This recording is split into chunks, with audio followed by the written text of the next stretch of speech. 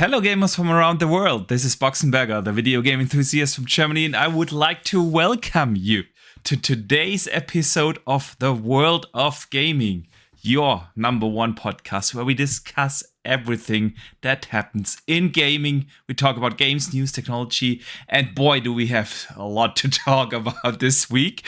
And we will do that, of course, with a special guest who will unfortunately be a little late. So Dutch and I thought we're just gonna start this show because we had breaking news like literally 4 minutes ago on Forza. And so we start this show while we wait for Mr. Badbit. But first, Dutch, I need to welcome you, of course. How are you doing today, man? Yeah, I'm doing good. I was kind of hoping showcase season would start with a bang. I didn't expect it to start like that. I think we all did not see that coming. We all did not see that coming. Nope. They've got it, and the thing is, it's because they've got such a good track record of when they've done showcases. You've usually had a few big hitters, but aside from that, I've been enjoying the hell out of. Actually, we haven't even got to that, but yeah, I'm good. I'll let you get to the what you've been playing section in a minute. Sweet, we will talk about that in a second. Let me first welcome this awesome community that we have. The chat is already filling up.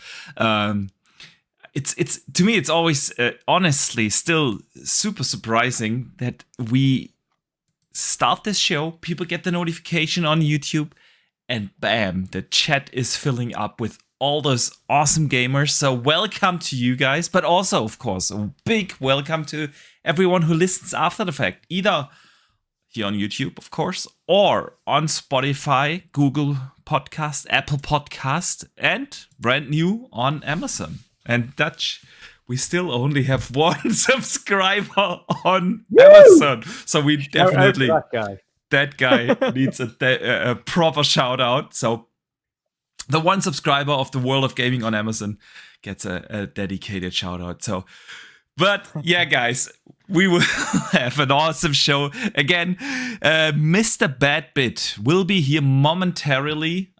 He got caught up in a work thing, so he apologized. He will be late a few minutes. But with breaking news on Forza, we just thought, let's roll with it. And that's why we wait for Badbit to talk about what we've been playing and just get right into it. So you have the treat right in front of you. Let everyone know what just broke. Good news for Forza fans.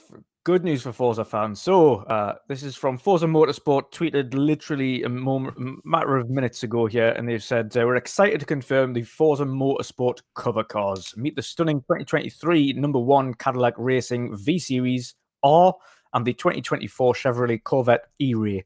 Tune in the Xbox game showcase on June 11th for an up-close look at the cars and see a full walkthrough of a single-player career campaign during Forza Monthly on June 13th. See you at the starting line. So usually once they've got the announcement of the cover cars for Forza Motorsport, that is essentially as good as Games Gone Gold. So it's eventually better late than never. Looks like June 11th. Yeah. Get that eventual release date, and I think it could be sooner rather than later. I'm still saying end of July. You're still on the end of July thing. Yeah. I think they're going to give a little bit of a wider berth to Starfield. I don't think they're going to cramp it at all. I think end of July. It gives a good month of Forza, and then I know it's completely two different games, entirely two different games. Yeah. But I still think a little bit more of a wide berth, and then gives people a chance to play it, because you know what will happen if Forza comes out and Starfield drops a week later.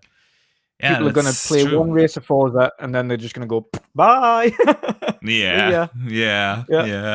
I do agree. They kind of have to spread it out, but July, I'm not sure. Man, I'm not sure. I would place my bet on early or mid-August, because they can't put it after Starfield.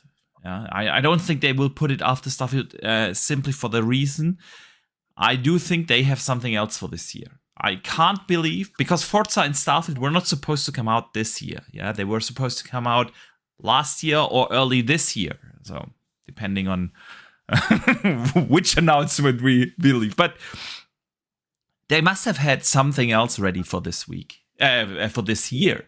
So I still feel that we will get something at the end of the year, and I think we will probably touch upon that a little bit later with Bad Bit, of course. But so they have to kind of get it out of the way, man. That's what I'm thinking, and so I do agree, but I don't think July is the date. Nevertheless, the new cover cars look amazing, Dutch, and I can't wait to see what Forza will be, and if it has the proper campaign mode. I would love that, man. I would definitely love that. Yeah, it'd be certainly very interesting. I think it's in terms of a campaign mode, it's not what we kind of used to from Forza in the past. The campaign modes in Forza are literally you just do a load of races and you go through things. I think it's a little bit more structured than that. Now it's a bit more like if anybody's played the F1 games, where it's a proper kind of career, should we say, where you've kind of got to go from start to finish, and you've got to win with your team and so on and so forth. So I think it's going to be a little bit more structured like that, as in like full race career, where you've got a team that you've got to do, and you've got to kind of negotiate, and you've got other people racing with you, and you've got to vie certain positions. And so, yeah, it's definitely very interesting. I'm certainly looking forward to it, and I'm looking forward to a little bit of a change, not a change in direction, but a little bit of a change in the way that they do things there, because I think the sim racing kind of universe needs that. Both if you have a think at the way even GT7, graphical quality and everything aside, and the microtransactions, if you have a look at the way they've kind of laid it out with their kind of the map, and you can go and do like little competition things here, and you've got the cool little challenges you can do to unlock different things. They've got a lot of cool little ways that they do things there, and I think Forza needs to also diversify how they do their game. So I'm glad there's a career mode. I'm just looking forward to seeing it now, getting that release date, being able to get hands on. Yeah. So people in chat, definitely let us know what you guys think when Forza will come out. It's an interesting one. So let me catch up on the first super chats of the day. The very first comes in from Fantosir, and it's a member chat and a super member chat, and he says, by the way, he's a channel member for 10 months. I super appreciate the support. Thank you, man. And he says, Diablo 4 pre-ordered. Let's start a midweek mix-up World of Gaming clan. Also been playing Tears of the Kingdom and Bolt Gun this week. 23 is great for gamers, but lacks first party. So, and Anto, I already have a clan on Diablo. Already set one up. Yeah, same here. You did one too, but they will be deleted from the clans from the beta will be deleted. So we have to do that again. Set it up again. We have to set it up again. Those clans will be deleted. But yeah, man, Dutch and I without talking about it, we had the same idea. We will definitely have a clan, man. We need to align how we're gonna call that, Dutch, so that we can throw them we're together. Gonna have to come up with something. We have to come up with something. Because Midweek Mix-Up World of Gaming Clan is simply too long, guys. So if you have any proposals... We could just abbreviate it and just put MWMUWG. I like that. Ooh. Let's see what the community can bring up. But I already like that idea. So we most certainly will have a clan for everyone to join. So that I can't wait for Diablo. How about the world of mix-up? The world of... I love it. I love it. Good stuff. Drawn TJ sends in $5. It says, now I'm happy new cars. Hey guys, everyone, please hit the like button. The Sony show was a fat L. Yeah, first... TJ, thank you, man, for the support. Super appreciate it. And absolutely with the new cars, I love the cover cars of the new Forza. They look amazing. Can't wait, and appreciate you shouting everyone out to hit the like button. We have already more than 60 live viewers and only 24 likes. So, guys, we need that counter to go up. We would truly appreciate if we could hit the 100 like mark towards the end of the show or after the fact. So, would be absolutely awesome if you could help us out there. And then TJ follows up with another super chat and says of $5. Thank you, man. And he says, I hope they allow AI drivers for private lobbies because they used to. I wasn't aware that they got rid of that. Yeah, but I must admit, I did not play a lot of Forza Motorsport 7, so yeah, definitely that makes absolutely sense, TJ. No doubt there, man. They've changed the drivers now. I think they've ditched driver tours. They had driver tours for a while, but they've completely revamped the AI. So you don't have driver tours anymore that learn from you. They're actual AI driver tours that are self-learning. Okay. So Gotcha. Yeah, man, they definitely need that. It's gonna be interesting. Do you think that Forza is gonna be like this? Games as a service kind of game? Not so much. No, not so much. It's going to be like Forza, kind of like the way that Forza Horizon does things. Yes, that's more of an open worldy, but in terms of the car packs, you'll still have those. You will get free additions for like extra tracks and things that get added. Like all that stuff will be at no additional cost. The only thing that will be chargeable will be the car packs. So, yeah, that's the only difference there. The car packs will be chargeable. The extra tracks will be free. Mm-hmm. Probably. They've never it would make sense. You cannot. It's basically. I mean, the tracks are basically your map packs, and as soon as you charge for map packs, you split your community.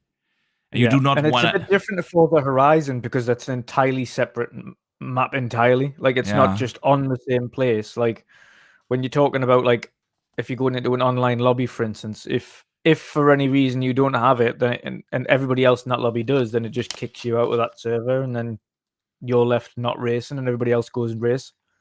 It doesn't make any sense in a sim racing game. So.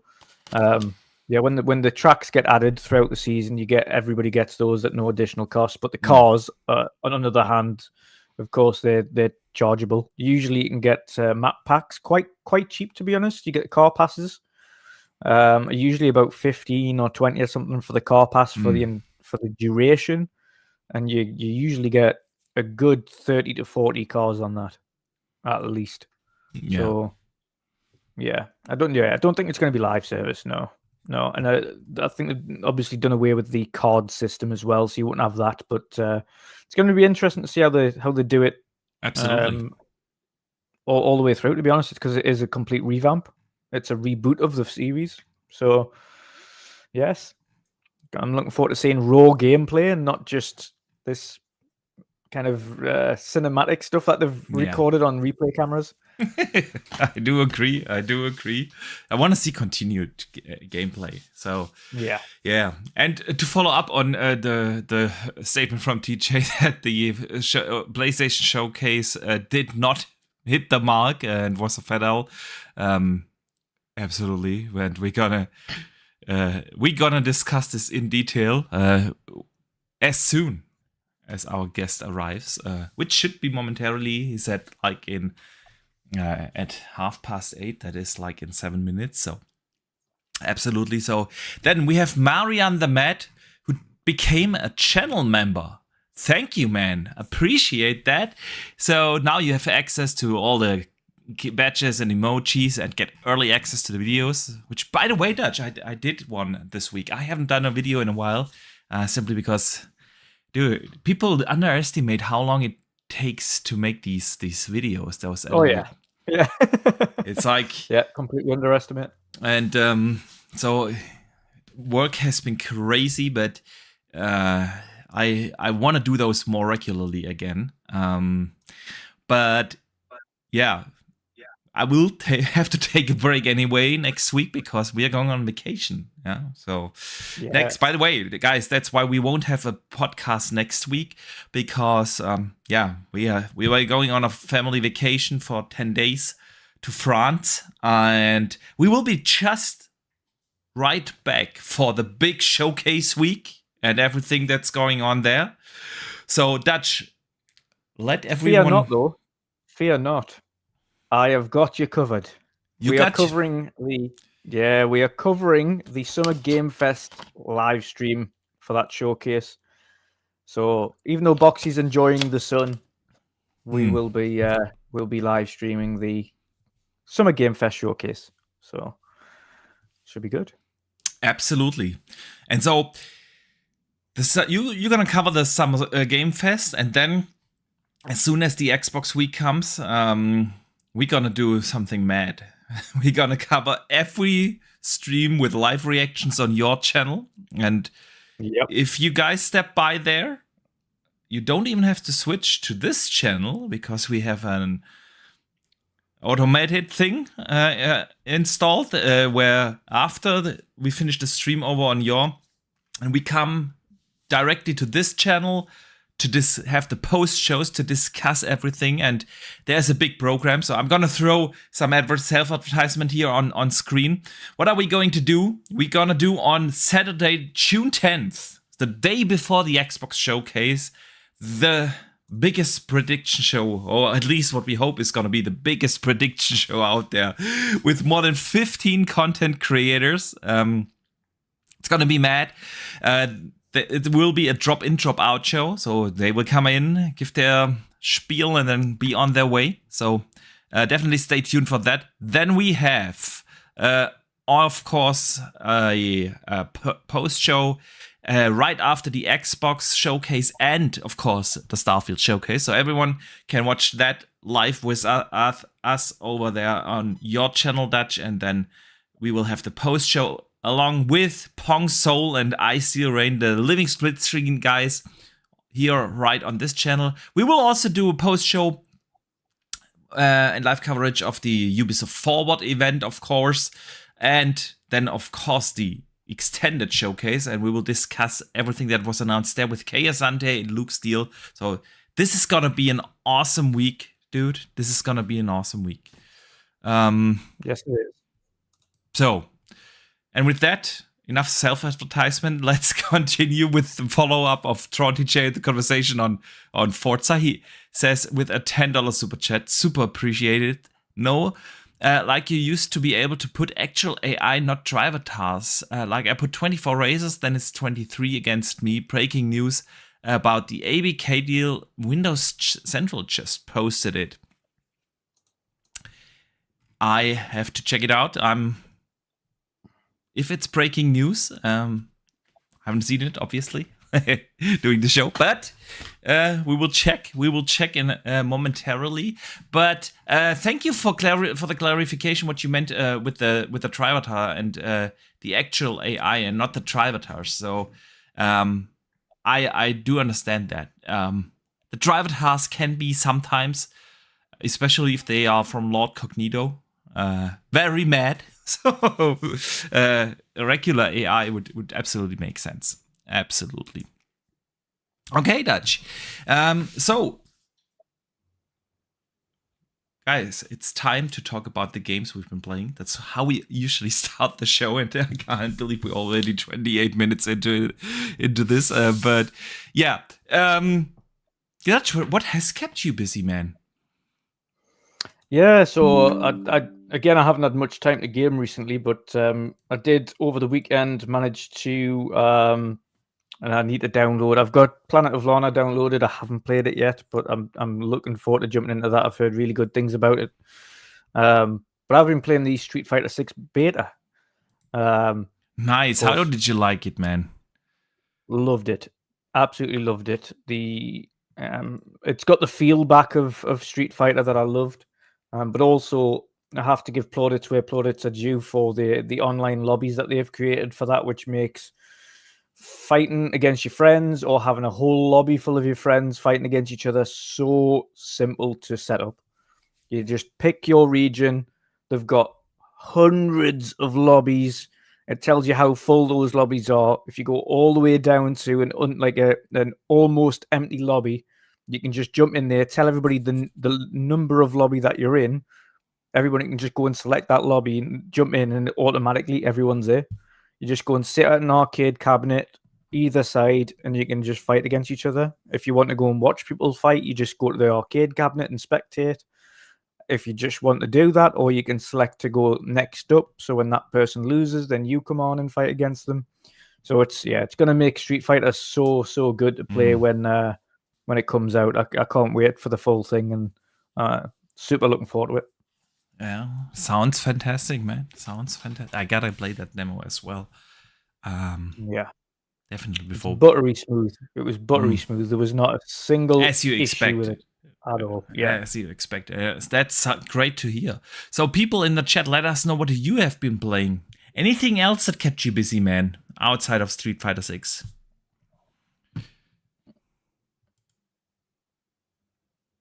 Myself? Yes. Outside of Street Fighter? Yeah. Nothing else. Nothing else. That's it. That's it. I haven't. I wish I had the time this week, but I haven't. I've. I like you, like me, solid with work. We come in. There's been a showcase to cover. There's been work to do. So yeah, it's understandable, mate. I haven't had the time. Yeah, I wish I did. Yeah, same here. But I spend my time mostly on Zelda. It's just really good.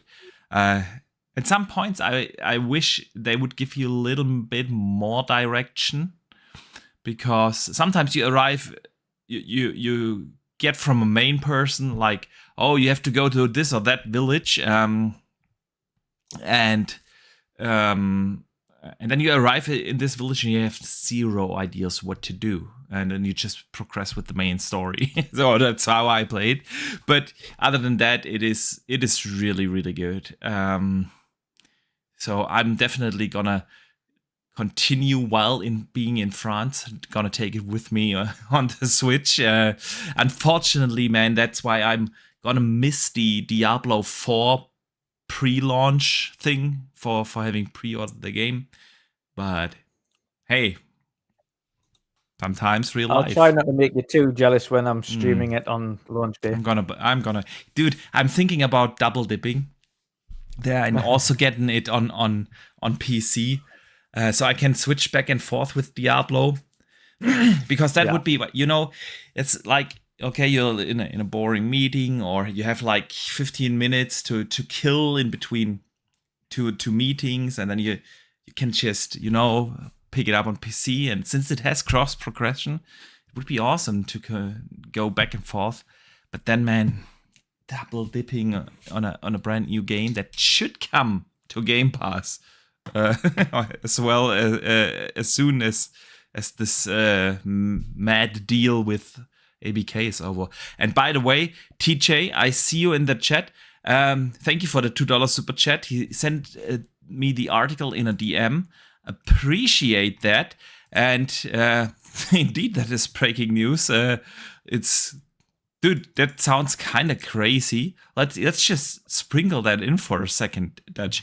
So on Winter Central, shout out to them. I'm just gonna read it now because we hadn't time to prepare it from there.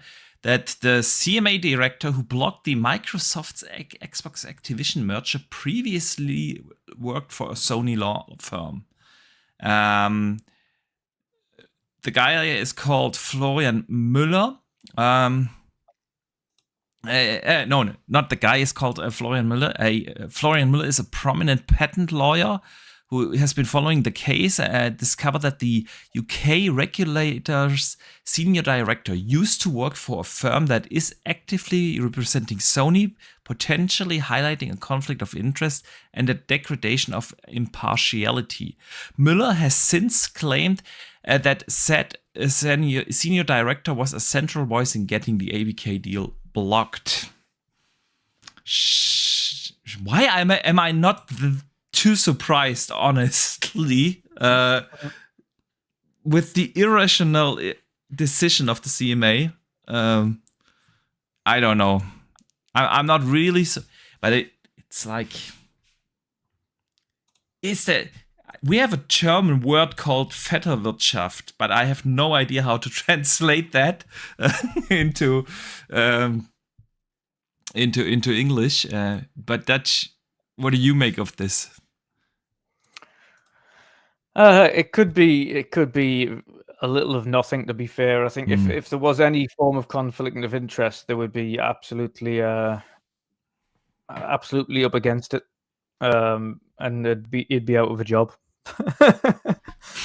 I don't think he'd put his livelihood at risk for the sake of that, to be honest, just because he's got friends at a particular company. Huh? I don't know. I've heard weirder. You know, our Minister of Economy, it was recently revealed that when he got elected, he replaced in his office and in his institute that he's heading now, everyone with people from his family, like his brother-in-law, his uncle, his cousin. They all got the management positions in our Ministry of Economy. So talk about putting your reputation online. And I'm not sure if honestly, people do the weirdest things. And if you look at the argumentation that the CMA brought up, I wouldn't be too surprised, honestly, if this has actually something to do with it. I don't know, man. But it will probably be a good argument for the Microsoft's appeal at CAT, because what Microsoft has to do over there now is to lay out a case where they show that they have done something formally wrong, that their process was wrong, and having like a potential conflict of interest is something that not being a lawyer, but I could see as a reason to get the appeal approved. So yeah, Dutch. I don't know. I want this to be over so bad. Oh, so do I. Yeah, so do I. Absolutely. It's just mad. So I'm glad we're in showcase season so that we don't really have to focus on it.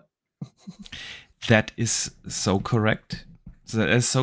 And speaking of showcases, our guest has arrived. Hello, Mr. Badbit. How are you doing, sir? Are we here to talk about the greatest state of play that ever was? I'm glad you said state of play. Because I'm so thrilled. How's everybody doing? I know, it was an absolute 10 out of 10, wasn't it?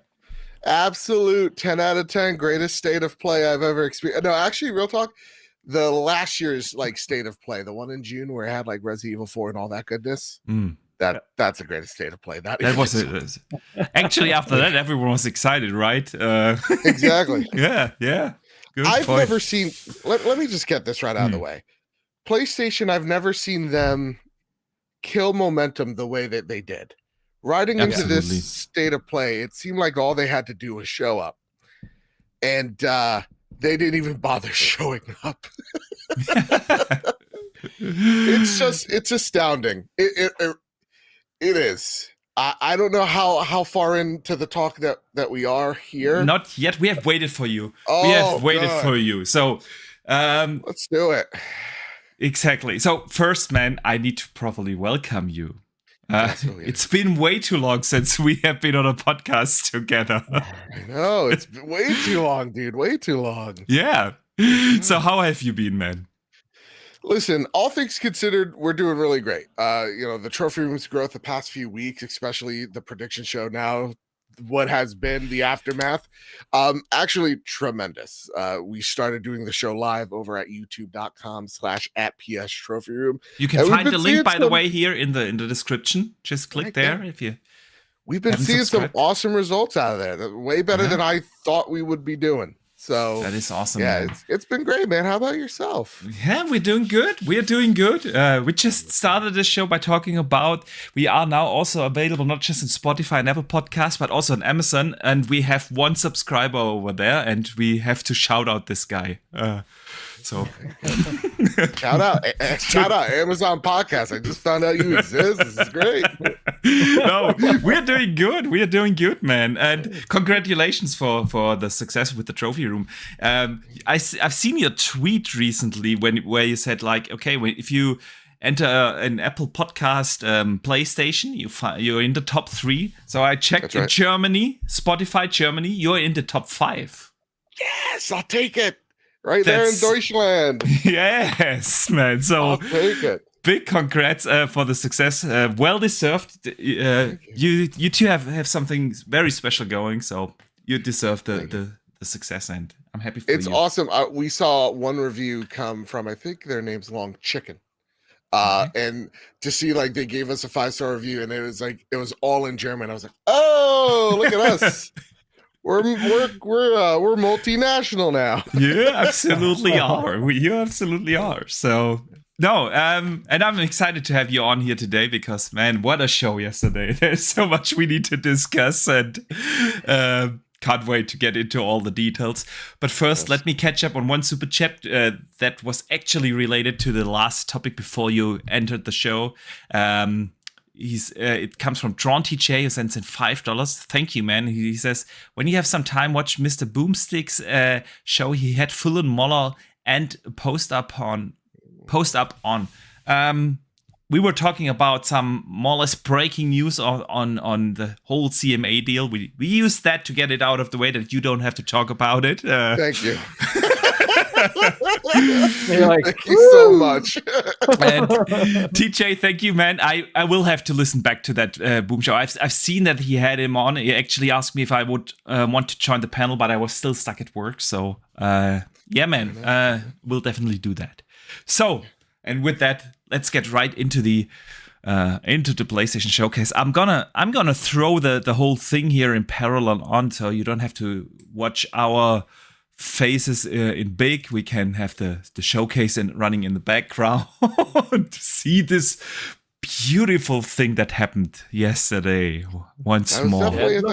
As long as you've got it muted, because I've just woke up to a whole bunch of copyright claims on mine. Yes, same. I have I woke up to immediately at least 5 to 10. Okay. Yeah, I'm like, just do what you will. I like 2 months ago or so, our intro music, which is definitely royalty free, got copy claimed on everything we have on this channel. Like every podcast, every video got copyright strike. So I changed the music of the starting soon thing. Yeah. It's like these AI bots, they're just too much. But again, for the showcase, I'm like, go ahead, do your worst. Do you? So no, we definitely will have this muted because Badwin, we want to hear from you, man. I know you're a big PlayStation fan. As are we are more Xbox centric. That's no secret, but we have a PlayStation as well, and we love the PlayStation first party games. But man, there has not been the excitement that we all wanted to see. So what do you make of this, man? I said it on the trophy room, and actually Kyle and I, we had a really good, a little heated conversation about it, because I thought that if this was a Jeff Keighley show, this would have been a great show. Yeah. They showed a lot of stuff here that, real talk, I'm interested in. Assassin's Creed, I'm getting day one. Absolutely. Alan Wake 2 looks insane. Fantastic. A lot of awesome indies. I think Dragon's Dogma 2. Dragon's Dogma 2. Dude, there's a lot of awesome third-party stuff that we're seeing here. And I want to commend Phil, because he's really been taking it on the cheek for the past few weeks. He Yeah. finally was able to get a punch in. What a great punch that was. They literally listed the 12 games that are going to be on Xbox from that showcase. But this is a PlayStation show. And I was thinking about it while I was driving here, while I was rushing. I was speeding. Speeding here, which was, you know, the problem with this showcase, it really didn't feel like a PlayStation showcase till the very end, when we got to see something familiar, that is Spider-Man.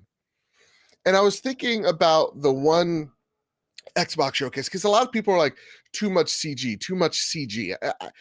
I tend to agree there, but I was thinking about the one Xbox showcase where we saw like CG trailers of like State of Decay 3 and Avowed and Fable. And though they're CG, they're familiar faces. Like, you know Obsidian. You know them. Yeah. You know they make great stuff. So you know, either though that's a CG trailer of Avowed, you're in.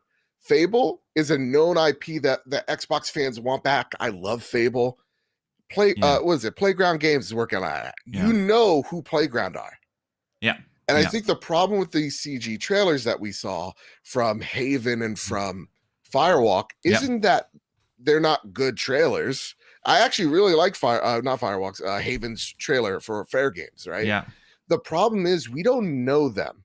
We know some of the names behind them, like Jade Raymond, but we don't know them.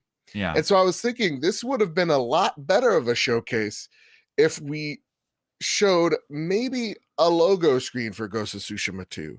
Maybe we do see a glimpse of what Bluepoint's working on. I think the problem with this showcase was there was a lot of things that are unknown. Like, you're seeing PlayStation go out into the live service element, the live service game territory. Yeah. We don't know you for that. So we're already skeptical, and you have to peel away that skepticism. Yeah. They didn't do that here.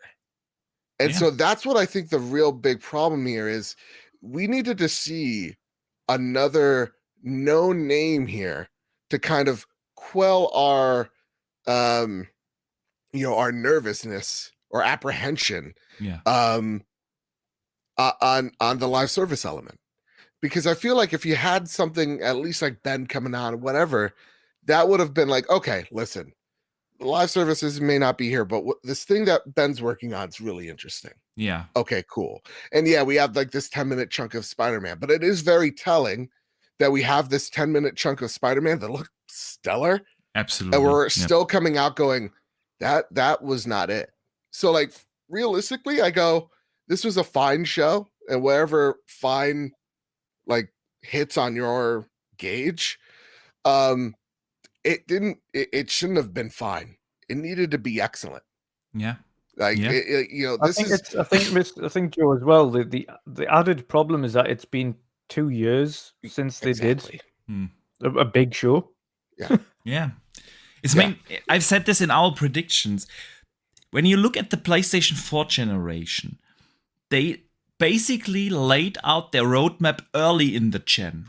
So we knew Death Stranding is coming without even knowing what the game was supposed to be. We knew about Days Gone and the Spider-Man and the God of War reboot, and we knew about these games very early in the gen.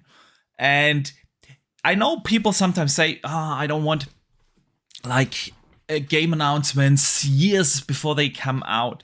But what they do is they sell you on this gen. When I invest in a PlayStation 4, I will eventually get all these games. And Microsoft copied that page of the playbook from Sony. They did it in 2020 and 21, where they announced all the CG games like Perfect Dark, Hellblade, Avowed, Fable, State of Decay, and so on. Yeah. And when you invest in Xbox, okay, eventually I will get those games. And we did not know anything about PlayStation outside of Wolverine and Spider-Man, the two Insomniac games. We have no idea what a Naughty Dog is working on, or what's the Cory Barlog game. Yeah? What is Ben working on? We know it's not Days Gone, new IP, but yeah. And at the same time, they came out and say, okay, we have 10 plus games as a service games. And you know what? How the community reacts with games as a service. They have a stigma to it. Justified or unjustified, but they have people are sick of those games as a service titles. So it's double hard to convince people, okay, this is a good move for us now. I've always said, if I would have been a communication manager over at Sony, I would have not said we have 10 games as a service titles, but we have 10 online games or multiplayer games or something like that, because those don't have that stigma attached to them. And even when they talk about live service games, it very much sounds like we're making some multiplayer games. Like none of these games, from what I get the understanding of, or the majority of them, they don't have that vast 10-year plus plan we always hear about that always burns the shit. It's hey, we got this. Like, for example, Helldivers 2 counts as one of those multiplayer games. Like, Helldivers 2 ain't gonna last for 10 plus years, but it's there. Savage Games, what they're working on in the mobile, counts as their live service initiative. So, like, there are different genres. I like what Herman said. We're not trying to be Fortnite or Destiny. Like, those games already exist. We're gonna go branch out and do different things. Like, again, Fair Games is a really cool idea. Like, the vibes that I'm getting from it is, hey, y'all like Payday? Well, okay. Let's do Payday meets Rainbow Six Siege meets Watch Dogs. Yeah. And let's just say they had a threesome. Things got weird. That's what this game is. Awesome. I'm totally on board with it. Like, that sounds like a great idea.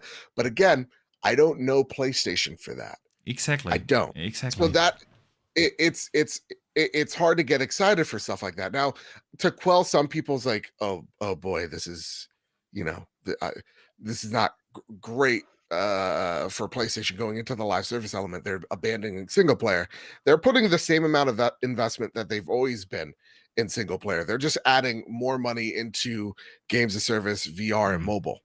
So it's not like we're going to be losing single player IP because of their live service initiative. We're just getting more games. But again, a lot of those games are not going to be, huge. I saw one person in the chat say this, and I gotta get it out of the way here. The movie trailer. Yeah. I understand why you did it. And I can't be, this is why I mention it. I can't be the only person that looks at that trailer and says, this is objectively, like, this looks awful. Yeah. This looks barely unwatchable. I feel like I'm the only one on the internet that feels that way. They're like, well, people like racing movies. I'm like, that can't be the excuse. That can't be the pass. First, it didn't look good. The trailer as itself did not look good. And in addition to that, if we have learned one thing from the whole TV thing, movie trailers, TV trailers, they don't have a place in a gaming show. If you have a 60-minute show, you do not fill that up with movie trailers. That's just... You don't. I know.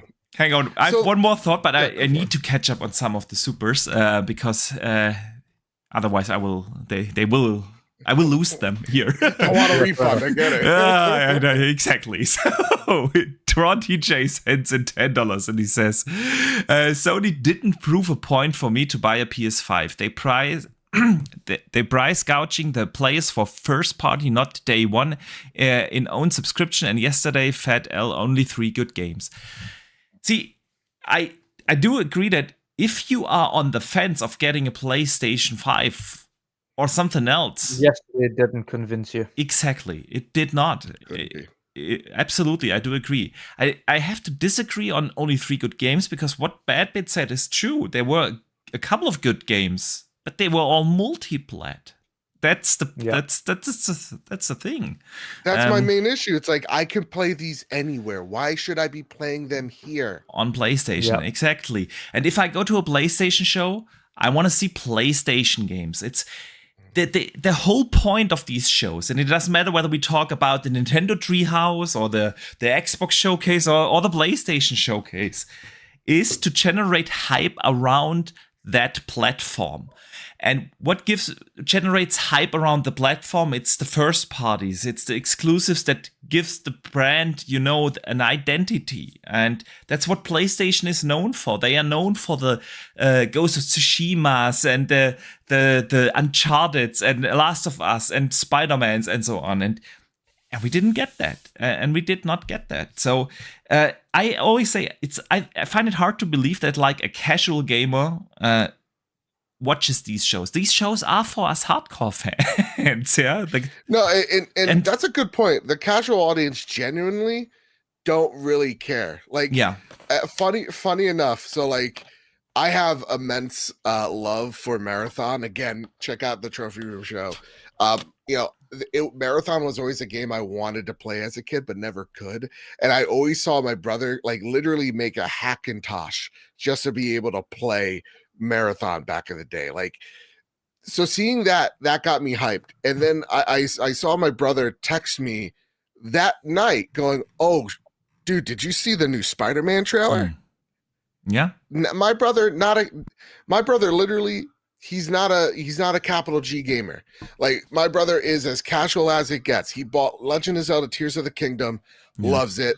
Jedi Survivor, loves it. He's kind of I maybe will buy a game or two a year. Yeah. He's very casual. Again, Spider-Man gets his butt in the seat going, dude, they showed off the black suit. So like, there is that element. Like, I get it.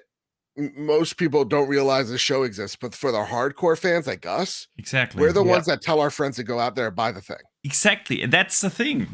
You have to hype your fan base. Yeah, you have to excite them, because that's when, at work, at school, wherever you are, yeah, you spread the word. That's the thing. And they did not achieve that. So let me follow up with Paul AFC's super member chat. He's a channel member for 23 months now, man. Super appreciate the support. He says, "Evening, brothers. Although I have a PC and a Series X, that L showcase did nothing to convince people like me to buy my first PlayStation ever." Yeah, what can I say? I do believe that a lot of this show did not convince anyone to get a PlayStation. Yeah. Yeah. Just depressed. I know you got another super chat. I just want to get them out of the way before we lose them. And then we have Xbox International Podcast. He's a channel member for 16 months now. And says, "Finally understood why Jimbo is investing heavily in the cloud. The Q project hinting a PS5 drone version. Yes." Yeah, that's an interesting one. Bad bit. This week, I bet you have seen the news. You follow the Sony news. Yeah. I want to get the quote right. Jim Ryan teased something for cloud gaming. He said the following: "We observe mobility in gaming habits to be an increasingly important trend, and the cloud will be fundamental to allowing us, or indeed anybody else, to exploit that trend. Unfortunately, today is not the place for me to disclose these plans, but we do have some fairly interesting and quite aggressive plans to accelerate our initiatives in the space of the cloud that will unfold over the course of the coming months." Yeah. So, in addition to that, they announced that Project Q, they chopped a controller in half and super glued a little display in between, and full stop. On the Trophy Room, I described it as, it's like they took a chainsaw, chopped the DualSense in half, put a Nintendo Switch screen in between it, and then as soon as we're done recording, it's literally the first thing I see someone do. It's like the Zelda thing. Yeah, I've seen it. Yeah, I'm like, damn, the internet beat me to it fast. But you know what? Real talk, that monstrosity, I don't know why, I love it. There's just something about it I absolutely love. I can't tell you why. I don't know. I think it's so stupid. It's cool. I'm the idiot that's gonna buy it. When people go, who's the dummy that's gonna buy this thing? Hi, I'm the problem. It's me.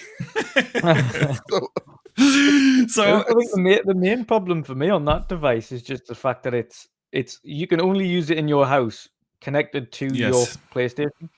Theoretically, right now, it depends on, and I'm sorry, now all of a sudden lawn workers are outside. But like right now, when he says the coming months, I think this is plan A. I think they're gonna probably reveal it alongside possibly like the slim version of the PS5, maybe at the end of the summer or maybe sometime in the fall. And then this will probably be out in the spring. So maybe they do have like this aggressive model for cloud that they're going to introduce with like maybe like PlayStation Plus Premium. But like right now, theoretically, yeah, right, like it'd be like a remote play device. Yeah, do you really need that? Do you? I don't see a market for that. But only a remote play device that is useful in the house. Exactly. Not anywhere else. That's the problem.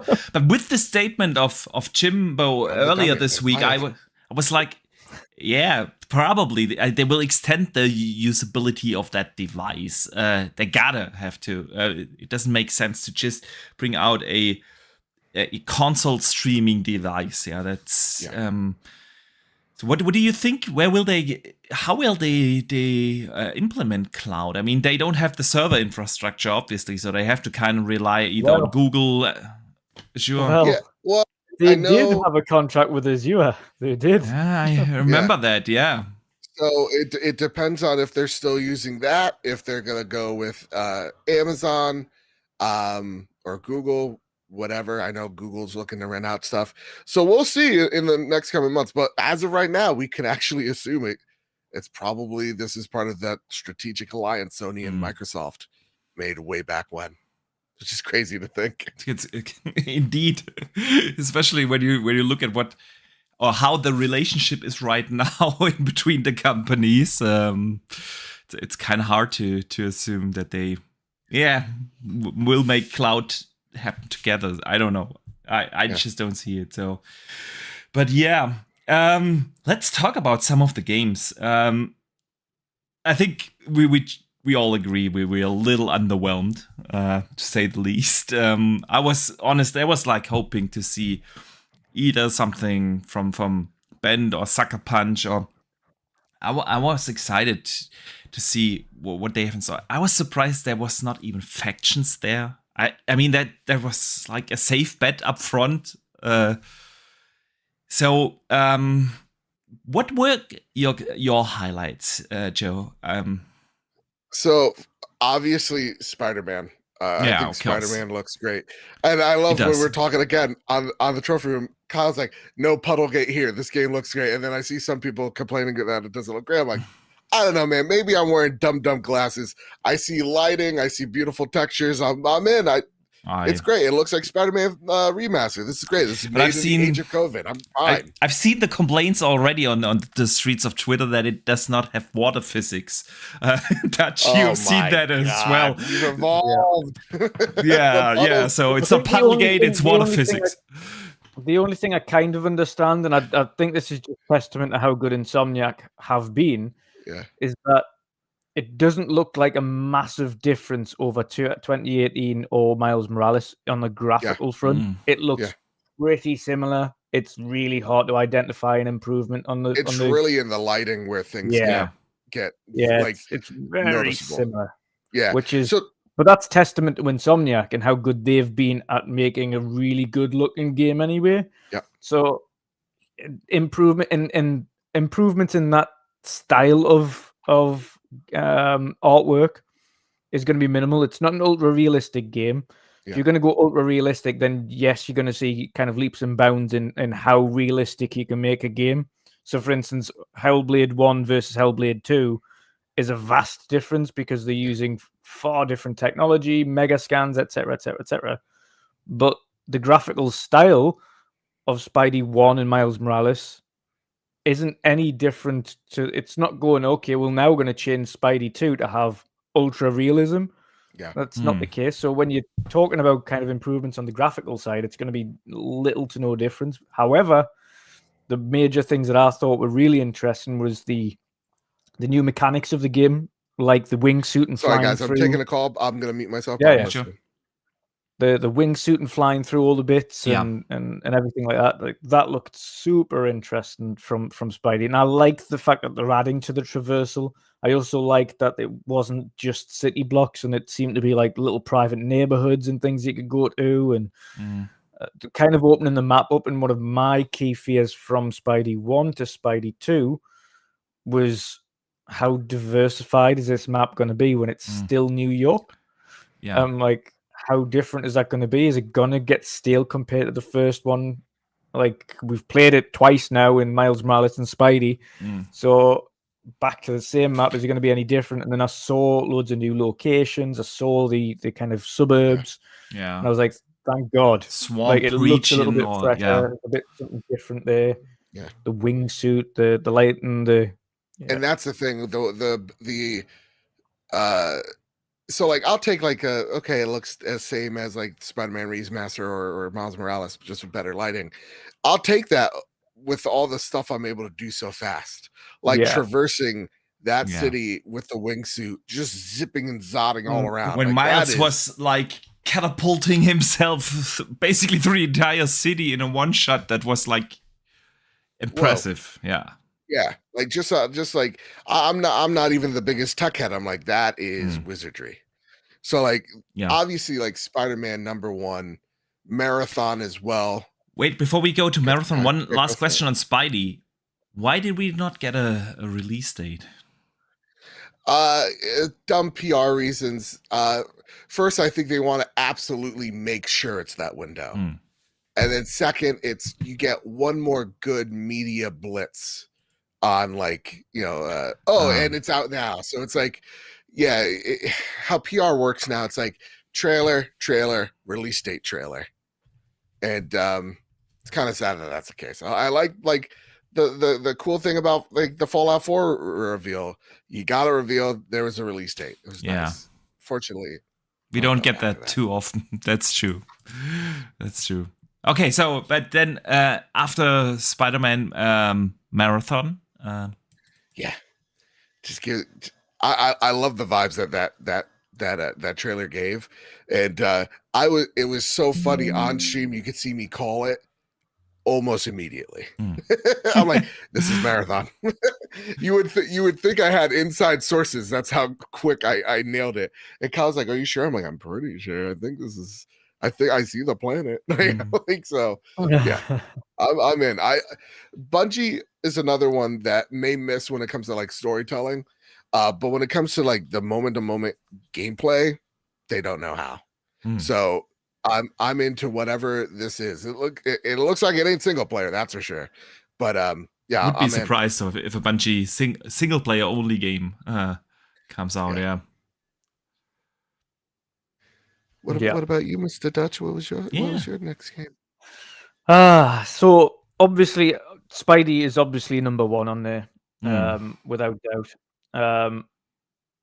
Naturally, I'm looking forward to it. And this is the funny thing, actually, like as you mentioned before, we've all got friends that are not really connected to video games to play them. I've got a friend, my best friend IRL is a super, like, that's pretty much all he does, just spends all of his day on gaming, and I game share with him, so he gets everything that I get. Lucky guy.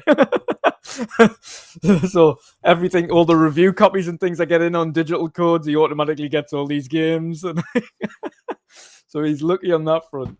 But even same with my brother. He's like, "Hey, did you get a code for this?" He messaged me the other day, and he was like, "Have you heard anything about Metal Gear?" And I was like, "Actually, funny you mention it. I do." And this is before the showcase. I said, "Metal Gear Solid 3 is coming to all consoles: PlayStation, PS5, PC." So yeah, Metal Gear Solid 3 is coming out. And he was like, "Why 3? Why not the first two? Like, why 3?" And he's a lover of the franchise from the start. And I was like, and then afterwards, after the showcase, I went, "Fear not." So you've got the collection that's coming out as well. So 1, 2, and 3 is coming out in a collection in August, and then Metal Gear 3 Snake Eater, whatever it is, remake is coming further down the line. So yeah, he's super happy about that. So that was a stellar trailer too. Yeah, it was. It was just good to see it, and I think we pretty much it was a bit weird at the start. We seen the bird, and then we seen the snake, and then as soon as I seen the shadow in the just creeping up with the camera, I was like, "Yeah!" Yep. Once I saw like the two beasts collide, and we're still peering through, I'm like, snake. Yeah. Yeah. This so Metal Gear is one I'm super excited for the collection, getting that day one. Yes. Metal Gear. You know what it is? Completely aside from that, it's going to be awesome to eventually get to play Metal Gear 1 on Xbox for the first time ever. Ooh, yeah, Hmm. that's awesome. I didn't even think about that. It's never been perhaps there. We've had which one was it? There's been a couple of the older ones come on, but it has never been the first two. The first two haven't been there. That's crazy. Yeah, for me, I'm a soon to be Metal Gear fan because I always say my first Kojima joint's Death Stranding. I never got Kojima's allure until Death Stranding, and then that weird ass game. I was like, so I'm going to tell you something really funky that you're going to look forward to, and I mentioned this yesterday on our show when we were covering it. But I'm intrigued to see how they handle it. In Metal Gear 1, there's a section, and people who played it on PlayStation 1 will remember. You fight a guy called Psycho Mantis. Now, Psycho Mantis in the first game on PlayStation 1 could read your mind and movements, so you can't defeat him if your controller is connected to controller port 1. If you take your controller out and plug it into controller port 2, he can't read your mind anymore. So then you can defeat him. However, in these modern consoles, where you don't have controller ports anymore, how are you going to achieve this? That is so true. And it just goes to show like Kojima's madness. Like, do I gotta get a second dual sense hook? Dude. So, that just did not do anything for me. I am not a fan of not at all. I'm not a fan of Kojima. I don't get his games. I played Metal Gear Solid 2, 3, and 5. None of them clicked with me. I loved 1, and it's been, and you know what it is with Metal Gear 1 as well. I remember since its inception, there was always rumors of a Metal Gear movie, and you'd have Arnie playing Raven, and you would have like all of these things, and it was just all the way through the years. It was like, how did that not come to fruition? Like, the characters in the game specifically, it was like laid up for an awesome action film. So I thought last time we heard of it was like Oscar Isaac was supposed to be. I'm like, dude, do it. But we haven't heard anything. It's a big bummer because you're right. I mean, they're practically movies as already. Yeah. But this was the one that was the big pop. We knew it was gonna be here, but just seeing it here, awesome. I'm just that would have been close for my second pick. Yeah. Definitely. I was going to say after that, I would gate Dragon's Dogma. After Spidey, I would put Dragon's Dogma in there. The first one was I know you and Jen got super hyped last night for that. As soon as Dragon's Dogma came on, you and Jen were like, "Yes, day one." Absolutely. It's like, have you guys played the first one? No, I only hear really great things about it. Yes, it was a true surprise. I did not expect much going into this game, and I was blown away. It is a fantastic game, and come on, the second one, it looks amazing. I honestly can't wait for that one. It looked really good. The one that caught me by surprise, Joe, actually, and no one's really mentioned this one, but for me, on a technical aspect, really surprised me, and it was a game called Towers. Of a boss or something like that. Yes, yeah, we joked about that on the trophy room a little bit. I was watching it, and I was like, okay, it was a bit strange. It was a bit strange initially because they were like putting like towns down and things like that, and I was like, okay, it's like a sim game, and then all of a sudden it's like Zelda, and he's like jumping onto giant flying turtles and then paragliding down things, and I was like, what? This is huge. Yeah, I'm like massive. He's just skydiving this massive biome. I'm like, what has gone on? What? How? Yeah. Unfortunately, that one didn't get my eye. I liked Revealing Ultros, which is like this, like the art style is just unique on itself. I can't. I have to look in my notes. Which one was that? I know, right? There's a lot of them. It kind of gave me like Metroid meets like Hollow Knight vibes in terms of like exploration. Yeah. I know which one. That one looked cool. That one looked interesting. That's another thing that we got into a very heated debate on the trophy room because Kyle is Mr. Indie. I am not. And I go, there's too many indies. He's like, well, you can't say there's too many indies. I'm like, I can tell you there's too many indies. And no shade to any indies. But when it comes to these events, we're not here for revealing, what is it? Tower of Fantasy or revealing Ultras or Cat whatever. Quest and stuff We're like not that. here for Cat Quest. Yes. Sorry, guys. Yeah. It I'm is. sorry. I'll tell you what did look really good, though, for an indie perspective, was that game called Neva. Granted, it's multiplat, but that hit you on the feels, and immediately in that trailer, it was like, wow, you just like killed off like this huge, awesome deer, like in the trailer.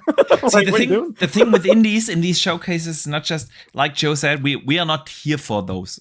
It's these big showcases are the time for the triple A's. We have your indie showcase. Yeah, that's where I go, and then I want to see an indie. I don't want to see a Assassin's Creed in there. I want to see those there. But it's also, I feel sometimes a little sad for those indie devs when they are thrown into these AAA shows because they get just overshadowed. Listen, they have shown like 10 or so indie games yesterday, and with luck you remember one of them. So I think it's just, as much as I love indies, it's the big showcases are not the place for them. And I think there would be a place. Like, sprinkle a couple in. Like, if you've got, like they did yesterday, they had 34 games. Maybe 5 of those indies. Fine. Absolutely fine. But when you start doing 10, 12, 15, when it takes up a third of the showcase, you're like, it's a first party. Come on. Yeah, that's true. And maybe even if you have, like, a well-known indie, like a Hades 2. Yeah, you can... That's something that has like enough pull, but what about I think my biggest surprise, I've not heard anything about this game before, is Phantom Blade. You know, that Japanese. That's where it's at. I was like, it was at that part of the showcase. I was like, all right, now we're starting to cook with gas, and then that was a lie. Yeah, this game looks fucking cool. I forget. I wish I could give the person credit who was just like, because I was trying to like describe it on the trophy room. I'm like, I'm doing a real bad job doing this because like I'm not doing it justice. But like, it very much gave me Sekiro meets like Ninja Gaiden type of vibes, where it's all about dodging, parrying, but like you dodging is not like strafing away. It's you moving your body to dodge that like oncoming like sword swipe. So I want to see how the dodge mechanic actually works in that game. And then they sprinkle some really interesting traversal. And I feel like it's like, oh, they're taking inspiration from like Jedi Fallen Order or Survivor, right? Of like how they wall runs the combat, and stuff. Yeah. The wall runs and all that. So I was like, this game is dope. I was really into it. You know what I liked about that as well, though, is the fact that it didn't look Soulsy. It looked more like a just fun hack and slash, like brutal. Yeah. It looked actually fun. It looked really fast paced. It didn't look like you would like standing off and like having to just parry and block and like you would do in a Soulsy game. It looked like just get straight into the action, have fun. Yeah, that's what it looked like to me. And I was like, yeah, this looks really good. And we commented many times throughout that, just thinking this looks insane. Like bouncing from side to side, cart chases, people coming head on against you. Then there was different biomes with the desert and things like that. Yeah, super impressive. Impressive. Absolutely. Dronty J sends in a $2 super chat and says all those indies are coming to Xbox. And that's the thing, it's not just the indies, it's most of the other bigger games as well. Yeah.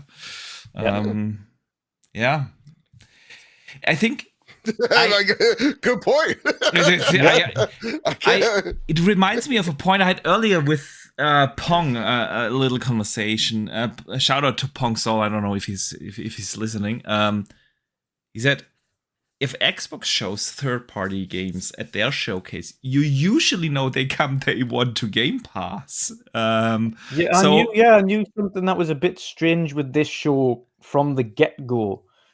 And PlayStation have always done it and always will do it, is they always put exclusive, like PlayStation exclusive underneath, and none of them, and the entire show it was exactly the same. They just said coming to PS5.